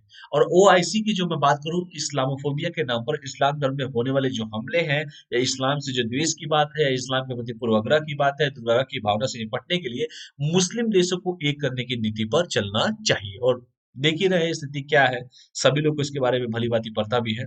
इसको आप लोग ध्यान से पढ़ लीजिएगा। तो ये रहा दूसरा टॉपिक। मुझे उम्मीद है कि आपको दूसरा टॉपिक बहुत अच्छे से समझ में आया होगा। तो पाकिस्तान की जो नीति है, पाकिस्तान कहता कुछ और है, करता कुछ और है। और एक बड़ा फेमस डायलॉग है चाइना के बारे में कि इंडिया प्रॉमिस चाइना डिलीवर। तो आपने देखा भी होगा सीपीईसी का जब मुद्दा आया था, चीन पाकिस्तान आर्थिक कॉरिडोर का, चाइना ने जबरदस्त पैसा दिया है पाकिस्तान को। पाकिस्तान को पैसा देके उसका मुंह बंद कर दिया है। जब भी बात आती है आतंकवाद की, जब भी आती है फाइल सर्च टास्क फोर्स की, जब तक बात आती है आतंकवादियों की, तो सबसे पहले चला जाता है वीटो पावर का यूज कर लेता है। तो कहीं ना कहीं इसकी विस्तारवाद नीतियों को के बारे में उजागर करता है। तो इसके बारे में हमें सोचना चाहिए, गंभीरता से सोचना चाहिए। अगर संयुक्त राष्ट्र इन सब चीजों के ऊपर नहीं देखता है, बार बार उसका ध्यान नहीं लगाता है, तो फिर आने वाले समय में ये समस्याएं और ज्यादा बढ़ेंगी। ठीक है, तो इसको आप लोग आराम से देख लीजिएगा और अच्छे से समझ में आएगा ये सब चीजें। यहाँ तक कोई डाउट है किसी भी स्टूडेंट को, तो आप हमसे कंफर्म कर सकते हैं। कोई डाउट किसी को भी? चलिए, अगला जो टॉपिक है वो है जयंती विशेष डॉक्टर राजेंद्र प्रसाद। डॉक्टर राजेंद्र प्रसाद के बारे में क्या कहना। देश के प्रथम राष्ट्रपति हैं डॉक्टर राजेंद्र प्रसाद, जिनका जन्म हुआ था बिहार में, हुआ था सिवान जिले के जीरादेई में हुआ था। तो राजेंद्र प्रसाद साहब का बहुत बड़ा योगदान है आजादी की लड़ाई में। डॉक्टर राजेंद्र प्रसाद की जितनी तारीफ किया जाए उतना कम है, और इनसे कुछ सीखने वाले व्यक्ति हैं, इनसे कुछ हमको सीखना चाहिए। तो इनकी जयंती मनाई गई है, और जयंती जब मनाई गई है तो इनके बारे में थोड़ा सा हम लोग जान लें। हो सकता है कि कम से कम इतना तो हम लोग को पता होना चाहिए। किसी भी पेपर में हो सकता है कि राजेंद्र प्रसाद साहब, क्योंकि देश के प्रथम राष्ट्रपति थे, राष्ट्रपति भारत का पहला नागरिक भी होता है, सभी को ये बात पता भी होगा। और चलिए हम बात करते हैं डॉक्टर राजेंद्र प्रसाद जी के बारे में। ठीक है, चलिए। आधुनिक भारत के इतिहास में कई महापुरुष पैदा हुए हैं, जिन्होंने न केवल भारत को आजादी दिलाई, बल्कि आजादी के उपरांत उन्होंने भारत के निर्माण में भी अपना सक्रिय योगदान दिया। आपको पता है कि इतने महापुरुष हैं, मॉडर्न हिस्ट्री में उठा लो, सब महापुरुष मिल जाएंगे आपको।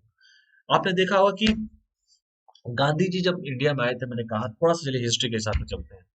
तो गांधी जी जब इंडिया में आए थे, तो जो उन्होंने प्रयोग साउथ अफ्रीका में किया था, जो प्रयोग उन्होंने साउथ अफ्रीका में किया था, नस्ल भेद के खिलाफ जो जो उन्होंने यूज किया था गांधी जी ने साउथ अफ्रीका में, उनका जो प्रसार प्रसार था, उनके जो गुरु थे गोपाल कृष्ण गोखले साहब, वो इंडिया में करते थे। उदारवाद और उग्रवाद जब गांधी जी आए, तो आपने देखा दो भागों में बटे हुए थे। सबका विजन एक ही था कि हमको स्वशासन की प्राप्ति करना है, हमको देश को आजाद करना है, अपना स्वाभिधान संविधान होना चाहिए, अपना सब कुछ होना चाहिए, अपना सब कुछ मतलब दोनों का लक्ष्य तो एक ही था, तरीके दोनों का डिफरेंट थे।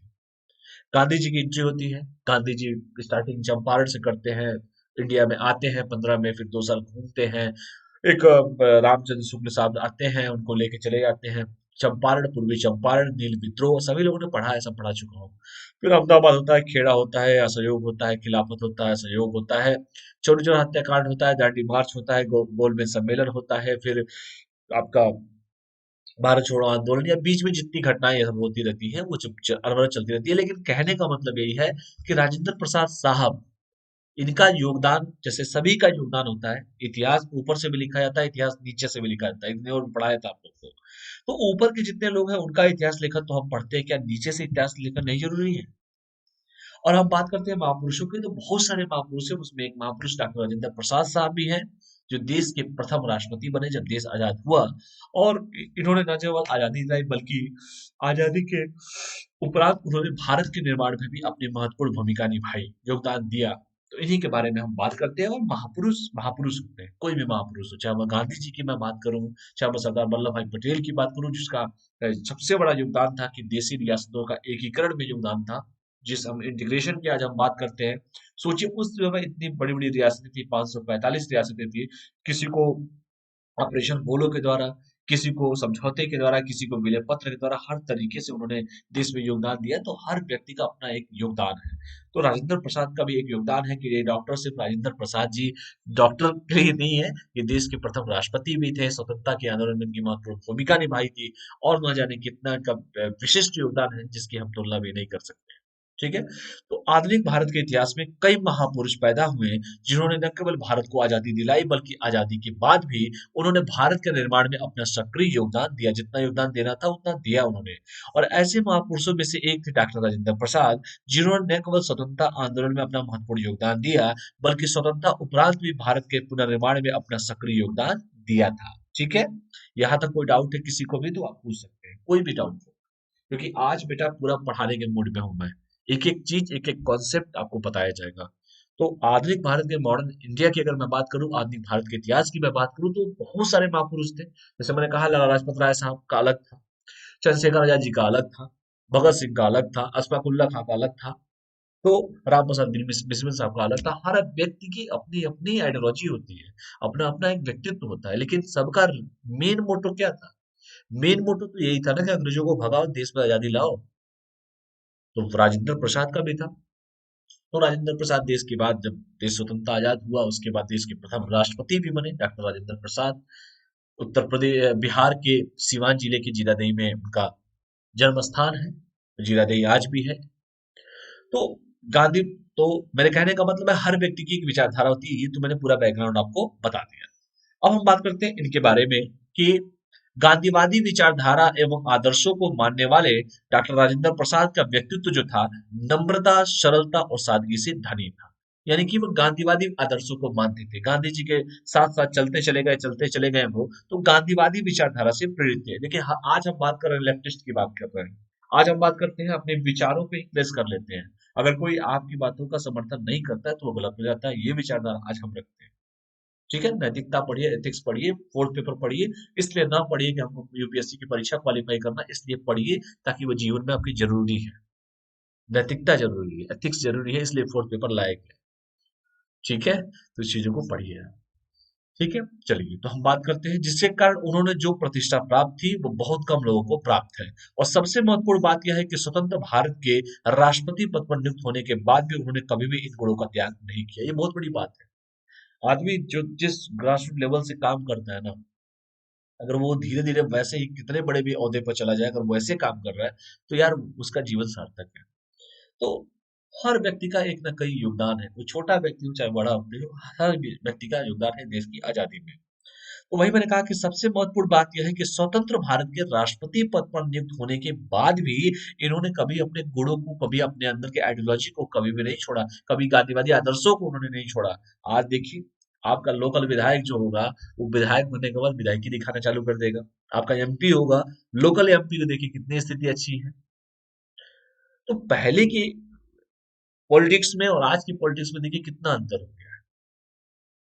इसलिए चीजों को समझिए और जो जो जिनसे कुछ सीखने वाले व्यक्ति हैं, उनसे सीखिए आप लोग। ठीक है, आज डॉक्टर राजेंद्र प्रसाद की जयंती विशेष पर उनके जीवन से जुड़ी कुछ घटनाओं को जानने की कोशिश करते हैं। भाई जयंती है, इनका भी जयंती मनाए, इनके बारे में भी हम लोग जाने।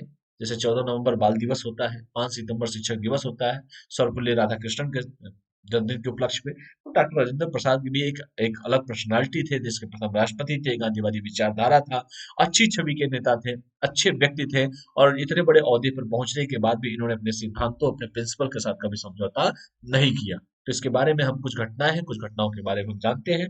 तो चलिए हम सबसे पहले बात करते हैं doctor Rajendra Prasad, the first prime president of India, Bharat के प्रथम राष्ट्रपति। ठीक है, डॉक्टर राजेंद्र प्रसाद साहब का फोटो है, सभी लोग नमन कीजिए इनको। ठीक है, चलिए 3 दिसंबर 1884 को डॉक्टर राजेंद्र प्रसाद जी का जन्म सीवान जिला के जीरादेई नामक गांव में हुआ था। कब हुआ था बेटा? 3 दिसंबर को हुआ था, 1884 में हुआ था। और याद भी करना है तो चलो याद करवा देता हूँ ना यार। याद क्या करना है आपको? 1885 में भारतीय राष्ट्रीय कांग्रेस की स्थापना हुई, इसके एक साल पहले याद कर लो। ठीक है, चलिए। तो इनका जन्म कहाँ हुआ था? सिवान जिले के जीरादेई नामक गांव में हुआ था। और इन पिता का नाम था महादेव सहाय तथा माता का नाम कमलेश्वरी देवी था। और मात्र 12 साल की उम्र में उनका विवाह जो है राजवंशी देवी से करवा दिया गया। तो सोचिए 12 साल में ही शादी हो गई थी उनकी। ठीक है, आज आप लोग शादी के लिए परेशान रहते हैं, तो राजेंद्र प्रसाद साहब की जो शादी हो गई थी वो 12 साल की उम्र में ही हो गई थी। ठीक है, उन्होंने छपरा जिले से ही मैट्रिक की परीक्षा उत्तीर्ण की और उन्होंने आगे की पढ़ाई के लिए कोलकाता के प्रेसिडेंसी कॉलेज में प्रवेश लिया। तो मैंने इसलिए बता दिया कि हो सकता है कि जो स्टूडेंट नहीं जानता हो, अगर इनकी जयंती मनाई जा रही है तो हमारा फर्ज बनता है कि इनके बारे में कुछ चीजें हमको याद होनी चाहिए। जैसे पहला मैंने कहा कि ये गांधीवादी आदर्शों के थे, गांधीवादी छवि थी इनके अंदर, एक ऐसे ऐसे लेजेंड व्यक्ति थे, एक ऐसी पर्सनालिटी थे जो अपने आदर्शों, अपने मूल्यों को हाई पोस्ट पे होने के बावजूद भी कभी इन्होंने उसके साथ समझौता नहीं किया। और मैंने कहा कि राजेंद्र प्रसाद साहब देश के प्रथम राष्ट्रपति भी हुए थे, इतने बड़े ओहदे पे थे, इतने बड़े पद पे थे, और पद और प्रतिष्ठा तो जब आदमी को मिल जाता है तो शायद आदमी का लैंग्वेज चेंज हो जाता है आज के जमाने में। लेकिन डॉक्टर राजेंद्र प्रसाद ने इतने बड़े पद पर होने के बावजूद भी कभी भी अपने आत्मसम्मान के साथ और कभी भी अपने व्यक्तित्व के साथ कभी इन्होंने समझौता नहीं किया। और मैं इन्हीं के बारे में बता रहा था कि इनका जन्म जो हुआ था 3 दिसंबर 1884 को हुआ था।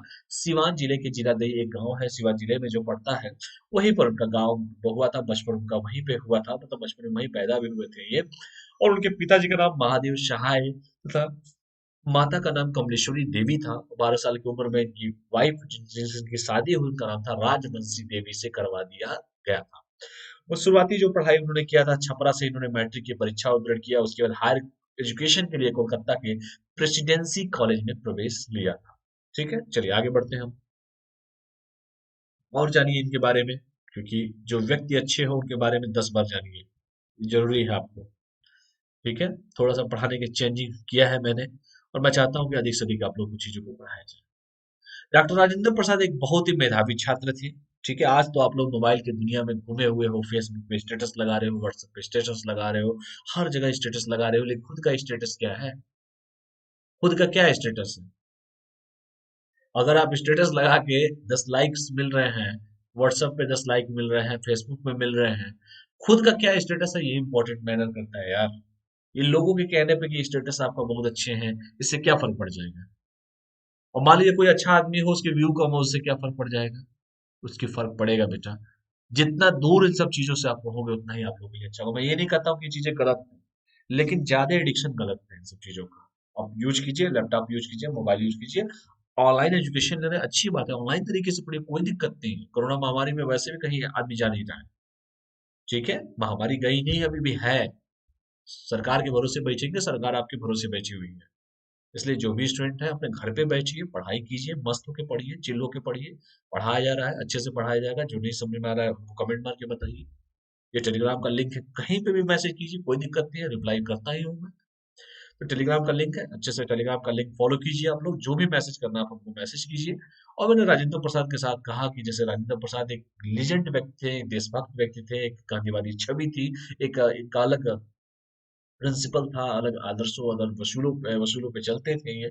और ऐसे लोग बहुत कम मिलते हैं।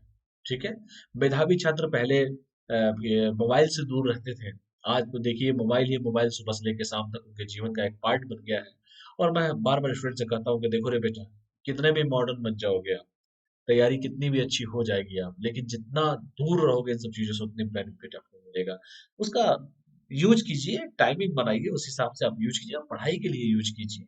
ये फेसबुक पे, व्हाट्सएप पे, ट्विटर पे ये करने का पूरा जीवन समय मिला है, करते रहिए, कोई दिक्कत नहीं। ठीक है, तो चलिए हम बात करते हैं सीधे मुद्दे की, डॉक्टर राजेंद्र प्रसाद पे, कि ये बहुत ही मेधावी छात्र थे, जिसके कारण वे अमूमन हर कक्षा में प्रथम आते थे। देखिए कितनी अच्छी बात होती थी। एक जमाना था जब लोग हाई स्कूल की परीक्षा में पास होते थे तो पूरा परिवार लड्डू बांटता था। इंटर में पास होते थे तो लड्डू बांटा जाता था, गांव में हल्ला होता था कि हमारे घर में लड़का high school first division pass हुआ है। और आज स्थिति देखो, 90%, 80%, स्किल जीरो। डिग्री लेके क्या करेंगे आप? 80% हो, 90% हो, 95% हो, अगर आप स्किल ही नहीं है तो फिर उस डिग्री का क्या महत्व है? तो पहले की बात अलग थी और आज की बात कुछ अलग है, कहीं ना कहीं कमियां हैं।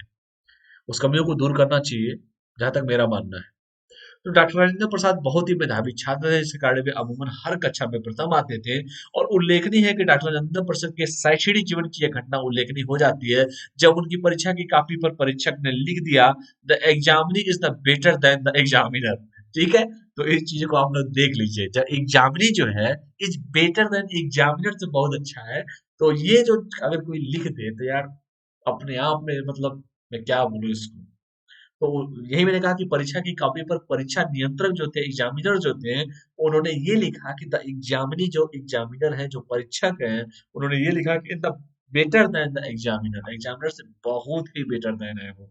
तो अगर कोई इतना बड़ा दिल अगर रख के किसी के बारे में लिख रहा है तो यार अपने आप में बहुत बड़ा विषय बन जाता है। और इस व्यक्ति के बारे में जितना मैंने कहा ना कि शुरुआत में जितना पढ़ो उतना ही कम है। ठीक है, तो ये वो राजेंद्र प्रसाद साहब थे। आप लोगों ने बचपन में कई सारी इनकी घटनाएं सुनी होंगी, पढ़ी होगी, देखी होगी, ये भी जान जाइए, कोई दिक्कत नहीं है। अब थोड़ा सा और बात कर लेते हैं कि 1905 के बंगाल विभाजन, आपको पता है कि बंगाल विभाजन हुआ था 1905 में हुआ था, का प्रभाव डॉक्टर राजेंद्र प्रसाद पर भी पड़ा एवं उन्होंने स्वदेशी वस्तुओं के समर्थन में विदेशी वस्तुओं को जला दिया। तो मतलब उस समय देश में स्थिति कितनी थी, आपको पता है कि 1900 बंगाल में 5 में बंगाल विभाजन हुआ था, बंगाल को बांटने की बात हुई थी। एक पूर्वी बंगाल, एक पश्चिमी बंगाल, वही पूर्वी बंगाल आज बांग्लादेश है, एक पश्चिमी बंगाल जिसकी राजधानी कलकत्ता है। तो उस समय बांटने की बात हुई थी और राजेंद्र प्रसाद पर इसका सीधा प्रभाव पड़ा था, क्योंकि वो पढ़ाई भी तो वही कर रहे थे। अब जो देश में स्वदेश, देखो पढ़ा लिखा जो लड़का होता है ना कहीं अगर उसके अंदर थोड़ी सी मर्जी है, थोड़ा सा एथिक्स है, थोड़ी सी नैतिकता है, थोड़ी सी सत्यनिष्ठा है, तो कहीं वो चुप रहेगा नहीं, चुप रह ही नहीं सकता है। उसके अंदर का वो जो अंदर का है ना, वो उसको बाल मारता रहता है, यार क्या गलत हो रहा है, गलत हो रहा है, गलत हो रहा है। ठीक है, तो राजेंद्र प्रसाद साहब जब मेधावी थे, अच्छे थे, गांधीवादी छवि थी इनकी, एक अलग विचारधारा के व्यक्ति थे, एक शांति प्रिय इंसान थे, देश की आजादी में इतना बड़ा योगदान जिस व्यक्ति का हो, तो सोचो क्या वो एक बैग हो जाएगा सब चीजें। तो जब वो पढ़ाई के लिए शुरुआती पढ़ाई तो उन्होंने सिवान और छपरे से स्टार्ट किया, लेकिन जब वो कलकत्ता गए, और आपने पता है कि बंगाल विभाजन पावर हाउस उस समय कलकत्ता हुआ करता था, सेंटर ऑफ पावर हाउस, देशभक्ति का पावर हाउस अगर बात किया जाए, आजादी की लड़ाई का पावर हाउस की मैं बात करूं तो कलकत्ता ही तो था।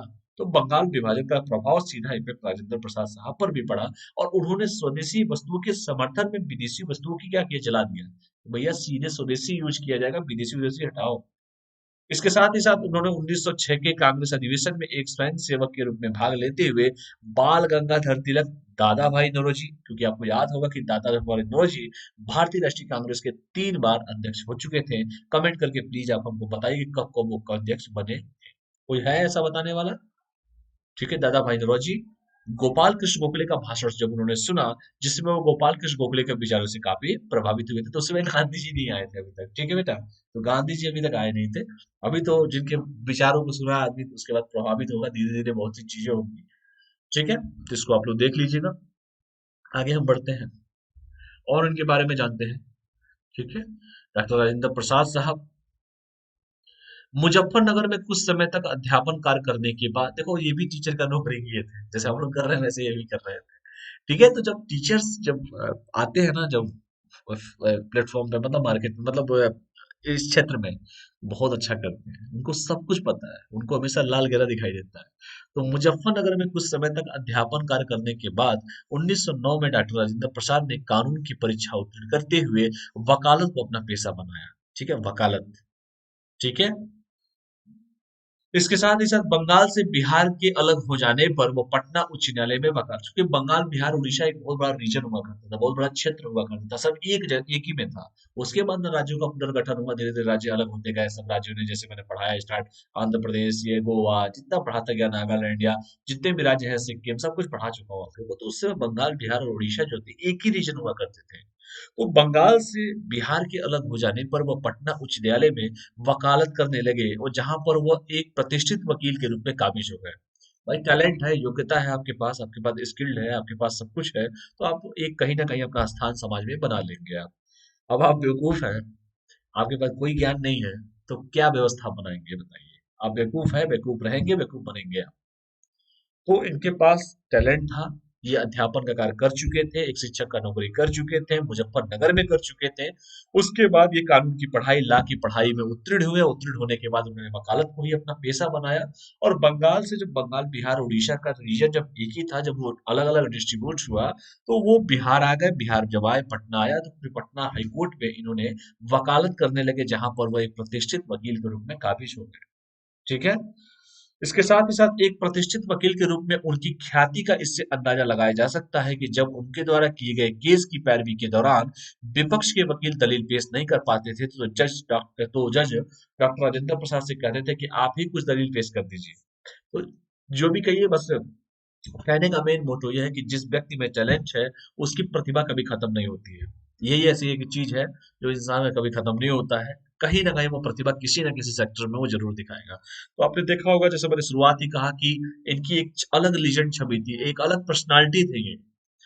वो शुरुआत आपने कहा कि जैसे शुरुआत अपने गांव की पढ़ाई किया, फिर वो शहर चले गए, फिर वहां पढ़ाई किए, टैलेंट इतना था, इनका एग्जामिनर खुद इनसे कहता था कि हमसे बेटर देन ये examinee examinee is better than, जो मैंने बताया आपको, एग्जामिनी इज, जो मैंने कहा कि examinee is the better than, examiner से बहुत ही बेहतरीन है, बहुत बेटर देन है एग्जामिनी जो है, जो पेपर दे रहा है वही टीचर से अगर अच्छा हो जाए तो टीचर क्या लिखेगा। ठीक है, तो ये सब चीजें आप लोग देख लीजिएगा जो मैं बताया।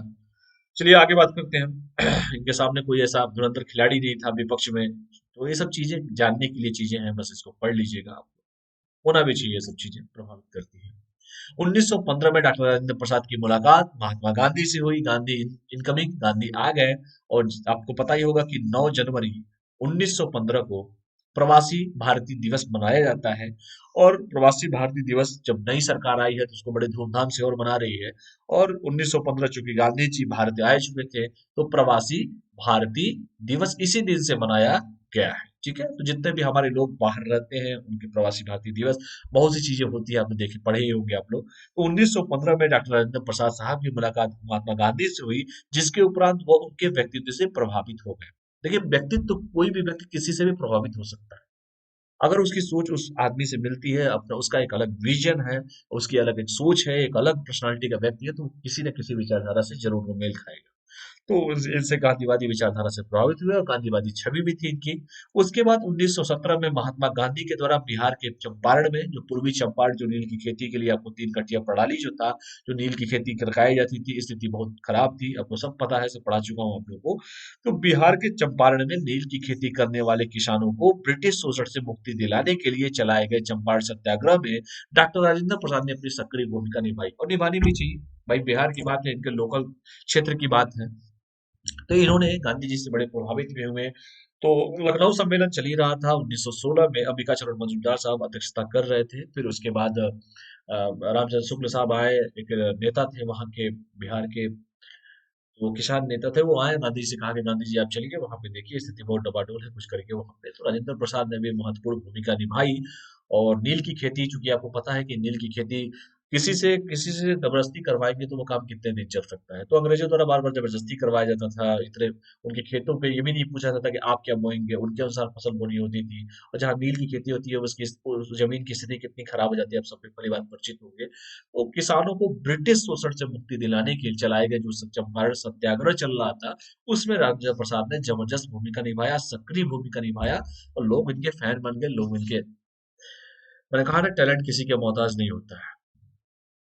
ठीक है, तो चलिए और आगे इनके बारे में थोड़ा सा और बात कर लेते हैं कि उनकी सहभागिता को देखते हुए, ठीक है, महात्मा गांधी डॉक्टर राजेंद्र प्रसाद को अपना दाया हाथ मानते थे। मतलब लेफ्ट एंड राइट, लेफ्ट मतलब बायां, राइट मतलब दाया। तो इनको दाया हाथ, ऐसा नहीं कहते हैं कि आप मेरे लेफ्टिस्ट हैं, आप मेरे राइट हैंड हैं, तो इनको अपना दाया हाथ मानने लगे। और उल्लेखनीय है कि चंपारण सत्याग्रह के घटनाक्रमों की स्मृति में डॉक्टर राजेंद्र प्रसाद ने चंपारण में महात्मा गांधी शीर्षक से एक पुस्तक लिखी थी। ठीक है, लिखी है। तो जो बात सिद्धांत में गलत है वह व्यवहार में भी उचित नहीं है, डॉक्टर राजेंद्र प्रसाद का कोटेशन है, इस चीजों को देख लीजिएगा। तो राजेंद्र प्रसाद को गांधी जी अपना दाया हाथ मानते थे, और चंपारण सत्याग्रह के घटनाक्रमों में, क्योंकि जो जो घटनाएं हुई थी उसको किताबों में लिखना था, तो स्मृति के रूप में एक लिखा गया है। राजेंद्र प्रसाद ने लिखा कि चंपारण में महात्मा गांधी शीर्षक से एक पुस्तक उन्होंने लिखा था। और मुंबई में आयोजित हुए 1934 के कांग्रेस अधिवेशन की अध्यक्षता डॉक्टर राजेंद्र प्रसाद द्वारा किया गया था। तो जितना भी बता रहा हूँ बेटा, एक एक लाइन आपका इंपॉर्टेंट है। किसी भी पेपर में किसी भी तरह, चाहे वो एस्से में हो, चाहे वो मॉडर्न हिस्ट्री के हिसाब से हो, चाहे वो किसी भी तरीके का हो, आपको जरूर काम आएगा। इसको आप लोग आराम से पढ़ लीजिए।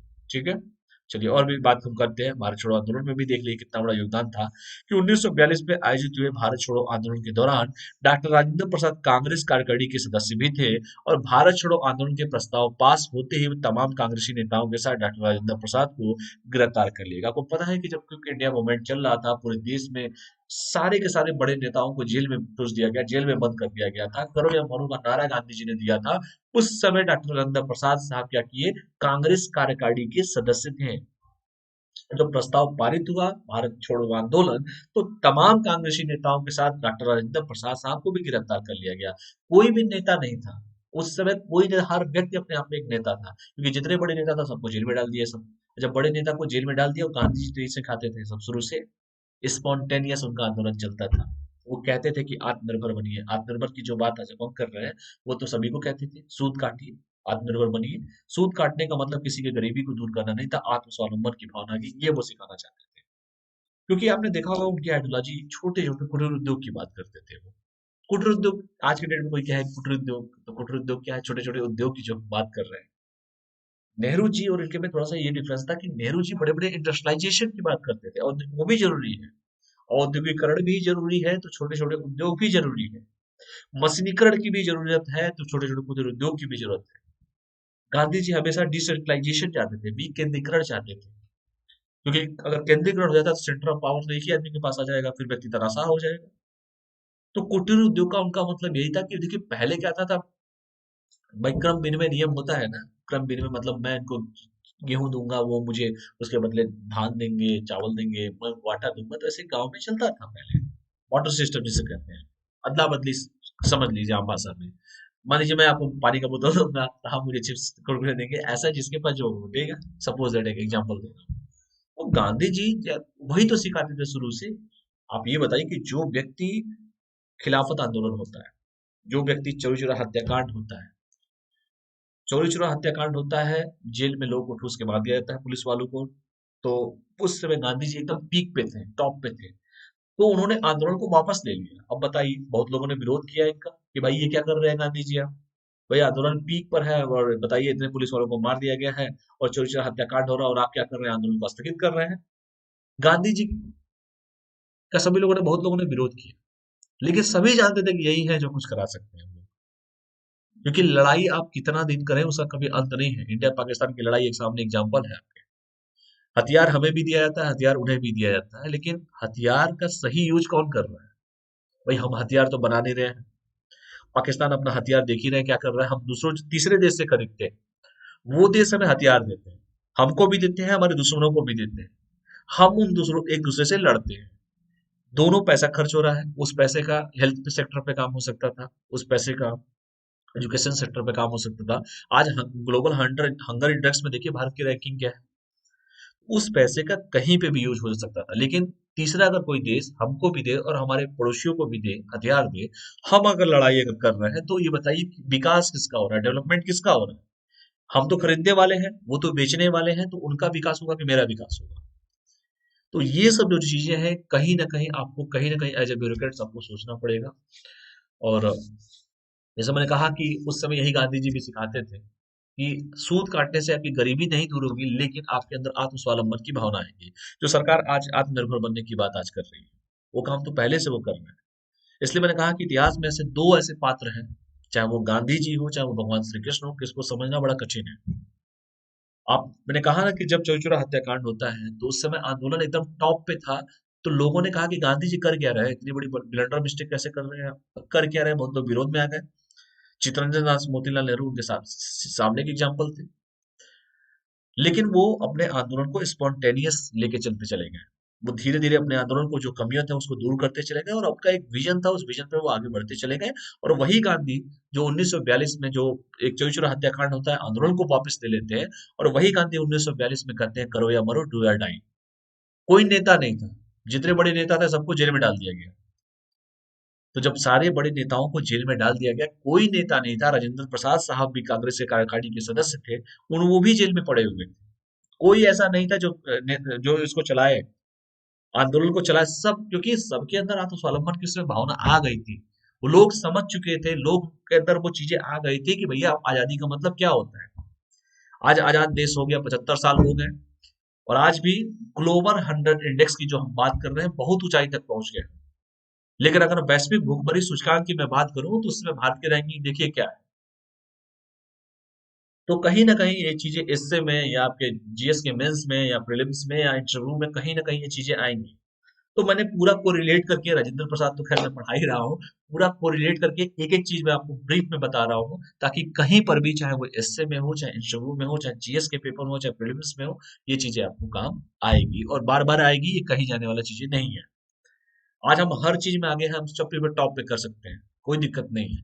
लेकिन अगर ग्लोबल, क्योंकि इंसान की सबसे बड़ी नीड क्या है, रोटी कपड़ा मकान, यही नीड है। तो क्या आवाज देने से व्यक्ति का सब कुछ हो जाएगा? या फूड सिक्योरिटी बिल आई है, अब देखिए किसान आंदोलन चल ही रहा है। भाई हर चीज के पक्ष और विपक्ष दो चीजें होती हैं, या तो वो सही होंगी या तो वो गलत होंगी। आज क्यों अगर मैं बात करूं पूर्वी उत्तर प्रदेश और पश्चिमी उत्तर प्रदेश में क्यों डिफरेंस है, क्यों हरित क्रांति उधर हुई, आज क्या रीजन है कि इधर नहीं हो पाया? तो कई चीजें हैं, जब आपके टीचर्स पढ़ाएंगे, जब आपकी ज्योग्राफी पढ़ाया जाएगा, जब इन्वायरमेंट एंड इकोलॉजी पढ़ाया जाएगा, धीरे धीरे सारी चीजों को बताया जाएगा, एग्रीकल्चर सब कुछ पढ़ाया जाएगा। मैं यहाँ पे जयंती विशेष पढ़ा रहा हूँ, राजेंद्र प्रसाद साहब का छवि थी इनके, गांधीवादी विचारधाराओं से प्रेरित थे, इनके बारे में मैं आप लोगों को बता रहा हूँ। तो चलिए इसी पे हम बात करें तो अच्छा रहेगा, बाकी का भी डिबेट कर लेंगे इस चीजों पे, ठीक है। तो वही मैंने कहा कि राजेंद्र प्रसाद को गिरफ्तार कर लिया गया और उन्हें अहमदनगर की जेल में बंद कर दिया गया। कमेंट करके बताइए अहमदनगर कहाँ पर है, ठीक है, किस राज्य में पड़ता है ये, जहां से उन्हें 1945 में रिहा किया गया। सबको रिहा किया गया, गांधी जी भी रिहा हो गए थे उस समय। और जेल में रहते हुए डॉक्टर राजेंद्र प्रसाद ने इंडिया डिवाइडेड नामक पुस्तक लिखी। कई बार पेपर में पूछ चुका है कि गांधी जी ने इंडिया डिवाइडेड किताब कहाँ पर लिखा था, किस जेल में लिखा था, कब लिखा था, किस, तो ये सब चीजें पूछी गई हैं, देख लीजिएगा। जो तत्कालीन भारतीय राजनीतिक स्थिति का बड़ा ही बृहद वर्णन करती है। अब एक उनको छोड़ दिए, चले नेल्सन मंडेला पे हम आ जाते हैं। नेल्सन मंडेला साउथ अफ्रीका, उस व्यक्ति के बारे में पढ़िएगा आप। नेल्सन मंडेला दूसरे गांधी कहे जाते हैं। वो एक बैग कोई गांधी तो बनेगा नहीं, एक बैग बनना भी बड़ा मुश्किल है, क्योंकि गांधी को समझना और कृष्ण भगवान को समझना दोनों बड़ा कठिन है, कभी समझ ही नहीं आ सकते हैं लोग। तो उनके बारे में भी आप लोग पढ़िएगा, और जिस तरीके से क्वेश्चंस आ रहे हैं, जिस तरीके से पेपर आ रहे हैं, उस हिसाब से चलेंगे तभी कुछ हो पाएगा आप लोग को, ठीक है। तो इसको देख लीजिएगा आप लोग। चलिए आगे बढ़ते हैं फिर। उसके बाद 1945 में जब रिया हुए, 1946 में गठित हुई अंतरिम सरकार में डॉक्टर राजेंद्र प्रसाद को खाद्य मंत्री की जिम्मेदारी सौंपी गई, और भारत के संविधान के लिए गठित संविधान समिति का अस्थायी अध्यक्ष डॉक्टर राजेंद्र प्रसाद को बनाया गया। क्योंकि आपको पता है कि अस्थायी सच्चिदानंद सिन्हा साहब थे, फिर उनको हटाया गया, अस्थायी फिर अस्थायी किया गया, राजेंद्र प्रसाद साहब को किया गया था संविधान समिति का अस्थायी अध्यक्ष जो बनाया गया था, वो डॉक्टर राजेंद्र प्रसाद साहब को बनाया गया था। तो इसको आप लोग ध्यान से पढ़ लीजिएगा, पेपर में कई बार क्वेश्चन ये पूछे गए हैं। और भारत की आजादी के उपरांत 26 जनवरी 1950 को, जब जाहिर सी बात है संविधान लागू हुआ था, उस दिन संविधान लागू हुआ, तो भारत के प्रथम राष्ट्रपति बनने का गौरव भी डॉक्टर राजेंद्र प्रसाद को प्राप्त हुआ। और 5 वर्ष के सफल कार्यकाल को पूरा करने के बाद पुनः डॉक्टर राजेंद्र प्रसाद को राष्ट्रपति पद के लिए द्वितीय कार्यकाल के लिए चुना गया। तो देख लीजिए इस व्यक्ति की छवि, ये व्यक्ति ऐसे लोग हैं जिसके बारे में सीखना चाहिए हमसे, इनसे इन इन इनसे जितनी सीख लेनी चाहिए उतना हमारे लिए बेनिफिशियल होगा। कि जो व्यक्ति संघर्ष के कारण इतना धीरे धीरे धीरे धीरे चीजें, स्टार्टिंग जो मैंने आपसे कहा कि अपने गांव से स्टार्ट किया उन्होंने, अपने लोकल डिस्ट्रिक्ट से स्टार्ट किया उन्होंने, अपने कलकत्ता से, फिर उन्होंने 1905 बंगाल विभाजन से बड़ा प्रभावित हुए, अध्यापन का भी कार्य किया, टीचर के रूप में भी काम किया, फिर उसके बाद बंगाल बिहार उड़ीसा डिस्ट्रीब्यूट होता है, फिर ये पटना हाईकोर्ट में वकील थे, जबरदस्त पैरवी करते थे, कोई सामने वाला कोई खड़ा ही नहीं होता था इनके सामने। तो उसके बाद इन्होंने एक गांधी जी से प्रभावित हुए, चंपारण आंदोलन में शरीक इन्होंने किया, गांधी जी इनको अपना राइट हैंड मानते थे, और धीरे धीरे चीजें करते करते करते ये व्यक्ति, मैंने कहा ना, ये व्यक्ति ऐसे लोग हैं जिसके बारे में सीखने वाले व्यक्ति हैं, इनसे सीखनी चाहिए। देश के प्रथम राष्ट्रपति बनने का गौरव उन्होंने प्राप्त किया जब 26 जनवरी 1950 को संविधान लागू हुआ। उसके बाद देश का प्रथम राष्ट्रपति बनने का गौरव जो प्राप्त हुआ वो भी डॉक्टर राजेंद्र प्रसाद साहब को ही प्राप्त हुआ। उसके बाद लगातार कंटिन्यूस से कई बार बनते चले गए। तो इस चीजों को आप लोग आराम से देख लीजिएगा, एक एक इनका इंफॉर्मेशन इंपॉर्टेंट है जितना कहें। और किसी को कोई डाउट हो तो आप कमेंट करके हमसे पूछ सकते हैं। भारत के राष्ट्रपति जैसे प्रतिष्ठित पद पर आसीन होने के बावजूद उन्होंने अपना कार्यकाल सादगी से गुजारा। आज एक विधायक बन जाएंगे, कोई एमपी बन जाएगा, कोई पूरा भौकाल है। भौकाल तो देखा ही होगा आप लोगों ने। तो राष्ट्रपति के पद पर बैठने के बावजूद भी इन्होंने अपनी विचारधारा को नहीं बदला और सादगी से जीवन जीते चले गए। और उन्होंने राष्ट्रपति भवन से अंग्रेजों के सारे साजो सामान को हटवा दिया एवं एक कमरे में चटाइयां बिछवाई जहां बैठकर बचरखा काटा करते थे। भाई गांधी जी के फॉलोअर थे। और राष्ट्रपति पद से सेवानिवृत्त होने के बाद राजेंद्र बाबू पटना के सदाकत आश्रम में जाकर रहने लगे थे। ये सब चीजें हैं, मैंने कहा ना कि ये व्यक्ति सीखने वाले लोग हैं, इनसे सीखनी चाहिए, सीख मिलती है लोग को पढ़ने के बाद। और डॉक्टर राजेंद्र प्रसाद साहब को 1962 में भारत के सर्वोच्च नागरिक सम्मान जिसे भारत रत्न कहते हैं उससे अलंकृत किया गया था, ठीक है। तो भारत रत्न, इसके बारे में थोड़ा सा आप लोग कमेंट सर्च कीजिएगा कि भारत रत्न पाने के क्या क्या कैसे कैसे क्या है। कितने व्यक्ति को अभी तक भारत रत्न दिया गया है, लेटेस्ट में किसको भारत रत्न दिया गया है, और देखिएगा फिर बताइएगा जैसा भी होगा। तो इन सब चीजों को जितना बताना था बताया मैंने। और लास्ट की बात अगर मैं बात करूं कि अंतोगत्वा भारत माता की इस महान विभूति ने 28 फरवरी 1963 को इस दुनिया को सदा के लिए अलविदा कह दिया। ठीक है, तो शुरुआत से लेके आखिरी तक का मैंने एक एक डिटेल बता दिया। आराम से इसको पढ़िएगा, मस्त होके, कोई दिक्कत नहीं है। यहाँ तक कोई डाउट हो तो कमेंट कर सकते हैं। कोई डाउट है किसी को भी? जितने भी स्टूडेंट हैं, कोई भी डाउट किसी को, कोई भी डाउट अगर हो तो बेहिचक पूछिए आप। चाहे वो म्युनिसिपल बॉन्ड के बारे में आज मैंने बताया आप लोगों को, चाहे डॉक्टर राजेंद्र प्रसाद साहब के बारे में मैंने आपको बताया, या जितने भी टॉपिक्स बताए, अगर कोई डाउट हो तो आप कृपया आप हमसे संवाद कर सकते हैं, पूछ सकते हैं। ठीक है, कोई डाउट? यूनाइटेड नेशन का जो मैंने आपको बताया, जो पाकिस्तान को शांति के लिए दक्षिण एशिया में जो अशांति फैला रहा है, उसके लिए उस पर कहा भी गया, कटाक्ष भी किया गया कि भैया शांति लाओ, और नहीं लाओगे तो फिर तीसरा मजा लेगा ही जैसे ले रहा है। ठीक है, यहाँ तक कोई डाउट किसी को भी? चलिए अगला हम टॉपिक बात करते हैं, केन बेतवा इंटरलिंकिंग प्रोजेक्ट। केन बेतवा के बारे में कई बार पूछा गया है पेपर में। केन बेतवा परियोजना, केन बेतवा परियोजना, प्रीवियस ईयर का पेपर आप उठा के देख लीजिएगा कि केन बेतवा इंटरलिंकिंग प्रोजेक्ट के बारे में हम बात कर रहे हैं। यहाँ तक कोई डाउट किसी को भी? कोई भी डाउट, अगर एक भी डाउट हो तो बेटा पूछ लो। कोई डाउट है किसी को भी? कोई भी डाउट? क्योंकि बड़े मन से आज एक एक चीजें आपको मैं ब्रीफ में बताते चला गया हूँ, क्योंकि कभी कल रिदम बनता है तभी मजा आता है पढ़ने में। ठीक है, कोई भी डाउट हो बेहिचक पूछिए आप हमसे। कोई डाउट है किसी को भी? कोई भी डाउट? चलिए, भारत के पर्यावरण मंत्रालय के एक विशेषज्ञ पैनल ने केन बेतवा नदी इंटरलॉकिंग परियोजना के अंतर्गत और नदी में बनाए जाने वाले बांध के लिए पर्यावरण की जो मंजूरी मिलती है उसको स्थगित कर दिया है। भैया ये केन बेतवा परियोजना आखिर है क्या, इसके बारे में हम चर्चा करेंगे। तो हम सबसे पहला जो टॉपिक इसमें स्टार्ट कर रहे हैं, केन बेतवा इंटरलिंकिंग प्रोजेक्ट के बारे में बात कर रहे हैं। ठीक है, केन बेतवा नदी क्या है, प्रोजेक्ट क्या है, क्यों ऐसा किया गया है, पर्यावरण मंत्रल, और कमेंट करके आप हमको बताइए कि पर्यावरण मंत्री, इन्वायरमेंटल मिनिस्टर कौन है? कोई तो होगा पर्यावरण का मंत्री। ये जीटी की जो बात करेगा, बहुत सी चीजें आएंगी। ये जीटी के बारे में तो यूपीएससी ने कई बार क्वेश्चन भी पूछा है, ग्रीन ट्रिब्यूनल जो है, नेशनल ग्रीन ट्रिब्यूनल। ठीक है, तो भारत के पर्यावरण मंत्रालय की जो ये विशेषज्ञों का जो पैनल होता है, उस पैनल ने क्या किया है कि केन बेतवा नदी इंटरलिंकिंग जो परियोजना है, उस परियोजना के अंतर्गत और नदी में बनाए जाने वाला जो बांध है, उस बांध के लिए पर्यावरणीय मंजूरी जो मिलने वाली थी, उस मंजूरी को स्थगित कर दिया है, समाप्त कर दिया है। यहाँ तक कोई डाउट है किसी को? कोई भी डाउट? कोई डाउट है किसी को? ठीक है, चलिए आगे बढ़ते हैं। ऐसा क्यों किया गया है, क्यों चर्चा में है? ठीक है, तो क्यों चर्चा में है इसके बारे में हम बात करेंगे।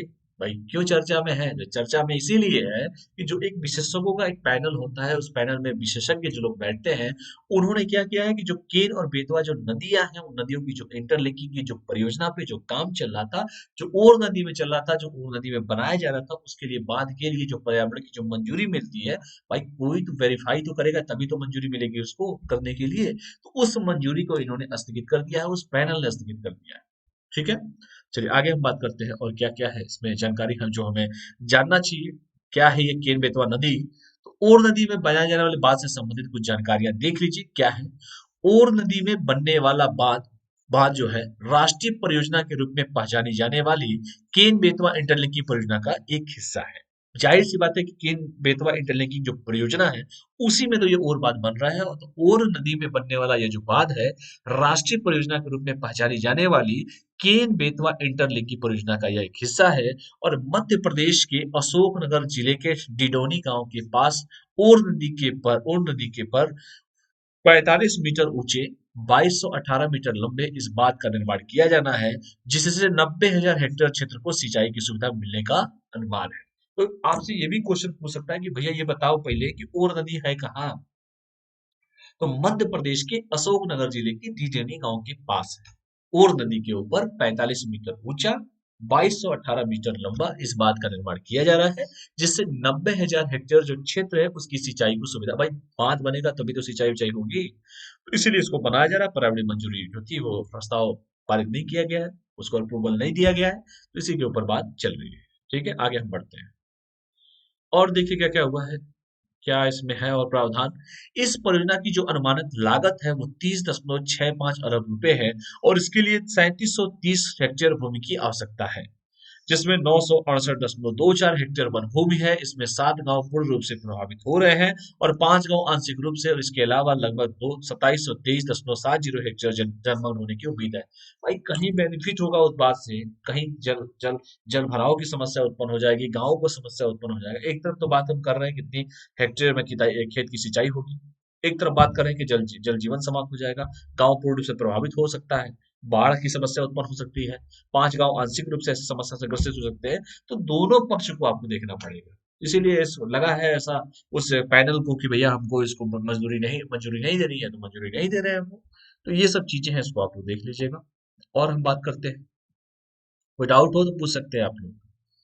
ठीक है, बड़े मन से आज पढ़ा रहा हूँ क्योंकि इसमें वन भूमि शामिल थी, इसीलिए पर्यावरण वन और जलवायु परिवर्तन मंत्रालय, जिसे MOEFFCC ने मध्य प्रदेश सरकार और राष्ट्रीय जल विकास एजेंसी से विशेषज्ञ पैनल की सिफारिश के आधार पर इसके लिए वन मंजूरी प्राप्त करने के लिए कहा था। तो कमेंट करके बताइए जलवायु परिवर्तन मंत्री कौन है। और इसके बाद फरवरी 2019 में MOEFCC की वन सलाहकार समिति द्वारा 968.24 हेक्टेयर वन भूमि के डायवर्जन की अनुमति भी दे दी गई थी। तो ये सब चीजें हुई, उसके बाद अगर हुई तो गई कहाँ। ठीक है, तो यही देख लीजिए।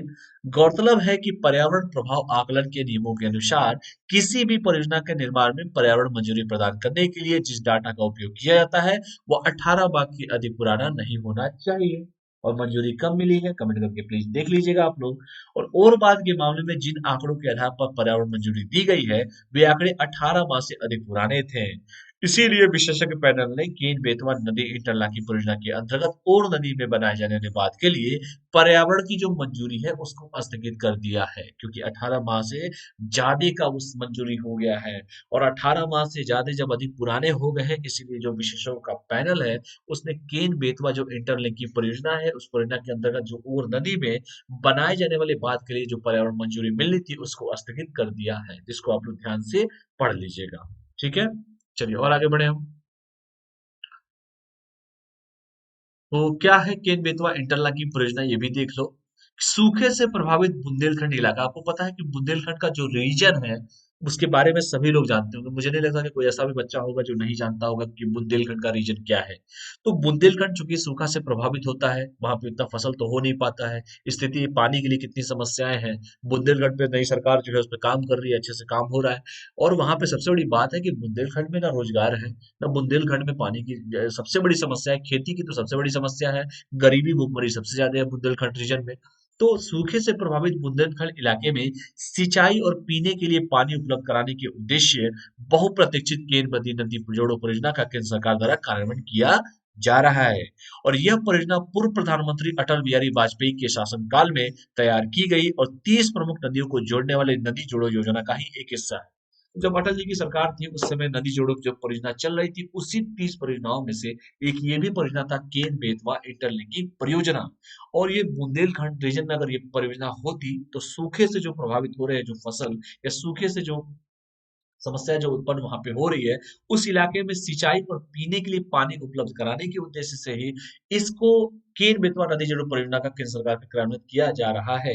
और यह जो परियोजना, जैसे मैंने कहा कि जो हमारे पूर्व प्रधानमंत्री श्री अटल बिहारी वाजपेयी, भारत रत्न अटल बिहारी वाजपेयी के शासनकाल में इसे तैयार की गई थी और टोटल 30 परियोजनाओं में से एक ये भी परियोजना है, केन बेतवा नदी जोड़ो परियोजना। यहाँ तक कोई डाउट है किसी को भी, कोई भी डाउट? ठीक है, आगे बढ़ते हैं फिर। जब डाउट ही नहीं है तो आगे बढ़ो। ठीक है, चलिए देखते हैं और भी कि केन नदी जो है मध्य प्रदेश स्थित कैमूर की पहाड़ी से निकलती है। ये भी क्वेश्चन पूछा गया है कि केन नदी कहाँ से निकलती है, और 427 किलोमीटर की दूरी तय करने के बाद उत्तर प्रदेश के बांदा में यमुना में मिल जाती है। यानी कि ये यहाँ से निकलती तो कैमूर की पहाड़ी से है, लेकिन इतना लंबा सफर जब करेंगी तो आ जाएगी उत्तर प्रदेश के यमुना में मिल जाती है। बांदा जिला है उसमें यमुना नदी है। और वहीं बेतवा जो है मध्य प्रदेश के रायसेन जिले से निकलती है और 576 किलोमीटर की दूरी तय करने के बाद उत्तर प्रदेश के हमीरपुर गांव में यमुना नदी में मिल जाती है। तो ये कई बार क्वेश्चन पूछा गया है, इंपॉर्टेंट है, इसको आप लोग ध्यान से देख लीजिएगा। देखिए आराम से तब तक।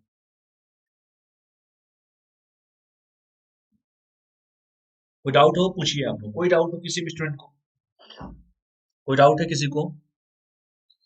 तो केन नदी जो है मध्य प्रदेश स्थित कैमूर की पहाड़ी से निकलती है, यानी कि यही क्वेश्चन मान लीजिए मैं आपसे पूछ दूं कि मध्य प्रदेश स्थित कहाँ से निकलती है, तो कैमूर की पहाड़ी से निकलती है।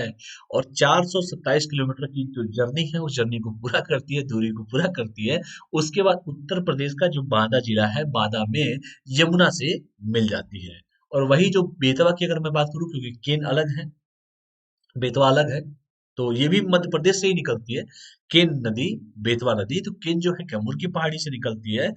और बेतवा जो है मध्य प्रदेश के रायसेन जिले से निकलती है। और 576 किलोमीटर की दूरी तय करने के बाद उत्तर प्रदेश का जो हमीरपुर का जो इलाका है, उस हमीरपुर में यमुना नदी में मिल जाती है। तो ये क्वेश्चन कई बार पेपर में पूछा है, तो ध्यान से पढ़ लीजिएगा आप लोग। क्वेश्चन कहीं से भी घुमा फिरा के पूछे जा।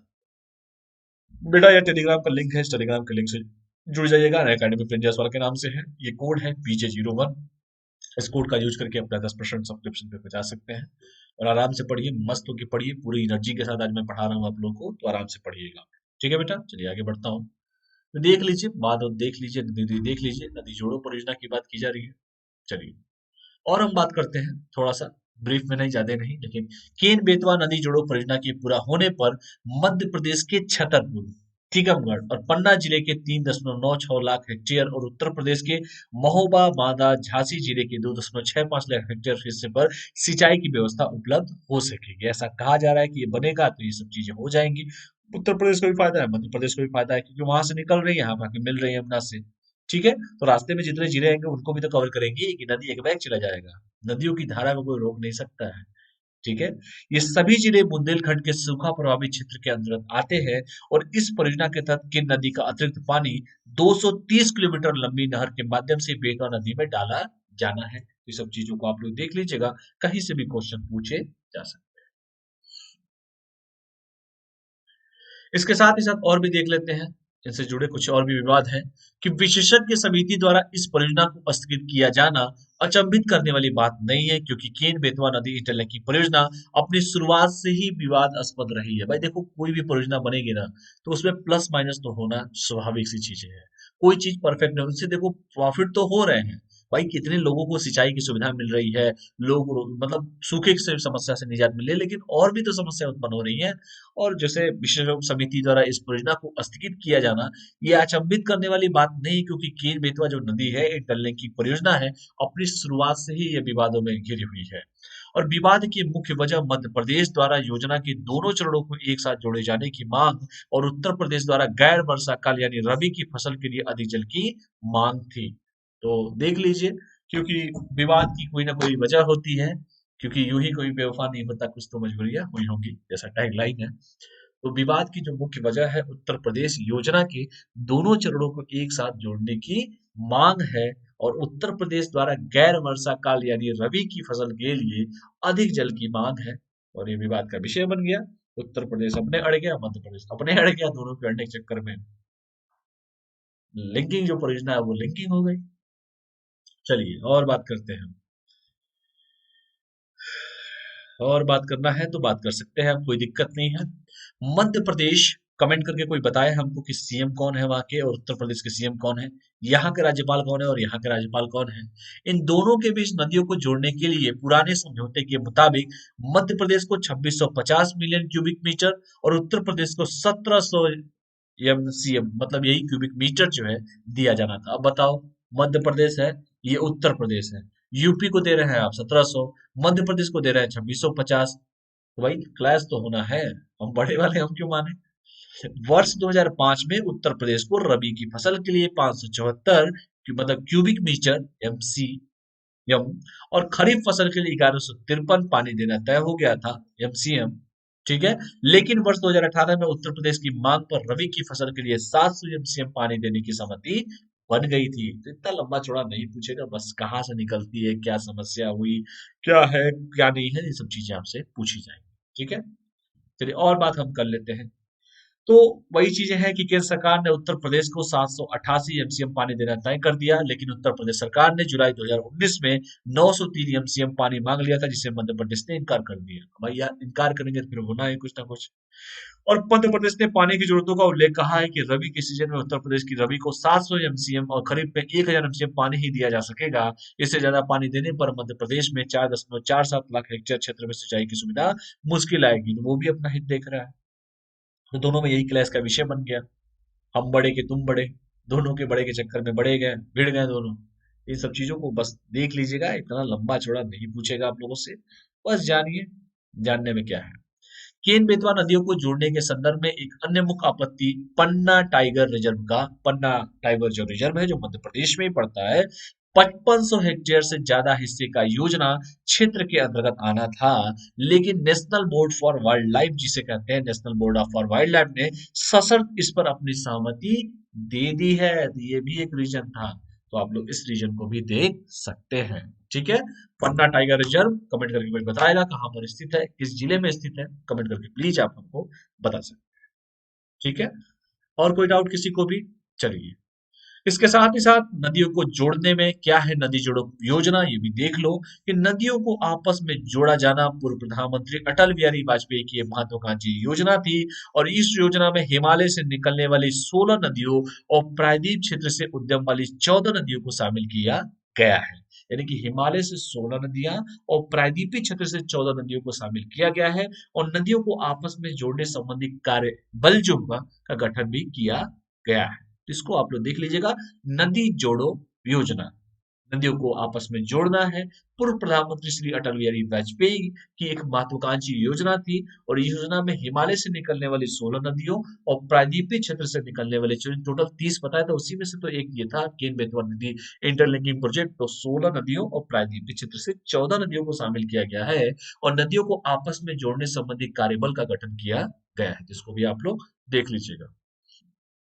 ठीक है, और भी देख लीजिए, देखना हो तो।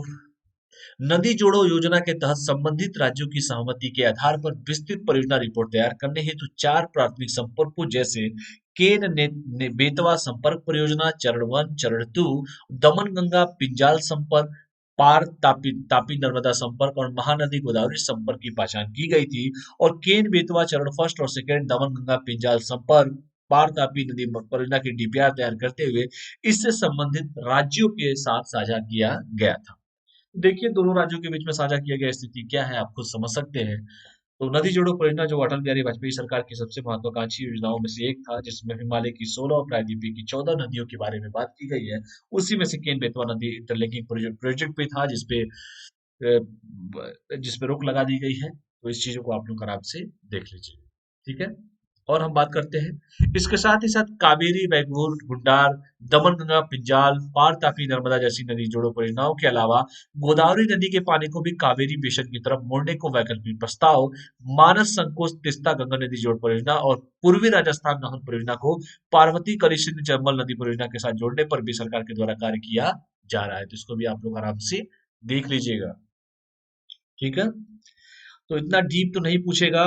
यहाँ तक कोई डाउट हो तो बेटा बता दो, कोई डाउट हो किसी को भी तो आप हमसे कह सकते हैं। प्लीज 1 मिनट आप अगर वेट कर ले तो अच्छा रहेगा, नहीं तो कहिए तो हम इसको आगे बढ़ाए फिर। कोई डाउट है किसी को भी? जितने भी स्टूडेंट हैं, कोई भी डाउट? कोई डाउट है किसी को? कोई भी डाउट? बस 1 मिनट रुक जाओ बेटा। कोई भी डाउट हो तब तक आप लोग पढ़िए, बाकी मैं एक बार देख लेता हूँ, चेक कर लेता हूँ। कोई भी डाउट हो किसी को भी? कोई डाउट है किसी को? जितना भी पढ़ाया गया है, अगर किसी को कोई डाउट है तो आप हमसे आराम से पूछ सकते हैं, कोई दिक्कत नहीं है बेटा। कोई डाउट है? जल्दी बताओ, सभी के सभी जितने भी स्टूडेंट जुड़े हो। कोई डाउट?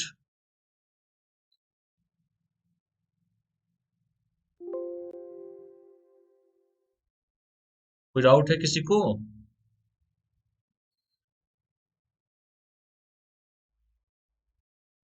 तो बेटा क्लास को मैं काम करता हूँ, 2 टॉपिक और आपके बचे हैं। ठीक है, तो 2 टॉपिक जो बचे हुए हैं, मैं उसी टॉपिक को कल मैं कंटिन्यू कर दूंगा इसको। ठीक है बेटा, तो जो 2 टॉपिक आपके बचे हैं आपके, उसको मैं कल कंटिन्यू कर दूंगा, और उसका टेंशन मत लीजिए। ठीक है, क्योंकि मुझे लग रहा है कि नेटवर्क थोड़ा वीक हो रहा है। तो कल हम इसको टॉपिक को कंफर्म कर देंगे, पूरा टॉपिक पढ़ा दिया जाएगा। ये टेलीग्राम का लिंक है बेटा, इस टेलीग्राम के लिंक से आप सभी के सभी जुड़ जाइएगा। टेलीग्राम का लिंक दिया हूँ t.me प्रिंस जायसवाल, जो टेलीग्राम का मेरा लिंक है। इस कोड का यूज करके अपने सब्सक्रिप्शन पे 10% बचा सकते हैं। PJ01 सब्सक्रिप्शन कोड है। चैनल को लाइक कीजिए, शेयर कीजिए, सब्सक्राइब कीजिए, और जो भी करंट अफेयर बचा हुआ है आपका बेटा, कल 100% कल आप लोगों को मैं उसको बता दूंगा। ठीक है, आशा करता हूँ कि आप मेरी बातों को समझे होंगे। आप उम्मीद करता हूँ कि जितना भी आपको पढ़ाया है मैंने, चाहे वो केन बेतवा परियोजना हो, चाहे वो आपका राजेंद्र प्रसाद साहब के बारे में जो मैंने आपको बताया, चाहे आपको मैंने पाकिस्तान के बारे में बताया कि वो जो स्थिति नदारद कर रहा है, जो स्थिति प्रॉब्लम्स क्रिएट कर रहा है उसके बारे में साउथ एशिया में, वो बताया। जितनी भी चाहे जो आप म्युनिसिपल बॉन्ड के बारे में बताए, सब आराम से पढ़िएगा। इस पे अच्छे से क्वेश्चंस आएंगे, जिस तरीके से आएंगे आप लोग डील कर सकते हैं। बाकी जो भी टॉपिक है, 2 टॉपिक बचे हैं, उसको मैं कल कंटिन्यू कर दूंगा। ठीक है, थैंक्स फॉर वॉचिंग, और क्लास को मैं यहीं पे ऑफ करता हूँ। ठीक है बेटा, चलिए सभी लोग को बहुत बहुत धन्यवाद। आशा करता हूँ कि आप लोग को चीजें समझ में आई होंगी, और कल हम इस टॉपिक को आगे कंटिन्यू करेंगे। मुझे उम्मीद है कि जितने भी स्टूडेंट हैं, मेरे सबसे प्यारे जो मेरे स्टूडेंट हैं, कल मेरी बातों को समझे होंगे। कल हम इस पर अच्छे से चर्चा करेंगे। ठीक है बेटा, ठीक है। चलिए, थैंक्स फॉर वॉचिंग, सभी को बहुत बहुत बहुत बहुत धन्यवाद। ओ ओ ओ ओ हो 1 मिनट। ठीक है, बहुत बहुत धन्यवाद सभी को। क्लास को मैं यहीं पे ऑफ करता हूँ। ठीक है, कल हम मिलेंगे, जो टॉपिक बचे हैं उसको भी कवर कर दिया जाएगा। Thanks for watching, have a nice day सभी को। चलिए, बहुत बहुत धन्यवाद सभी को। Thank you all of you.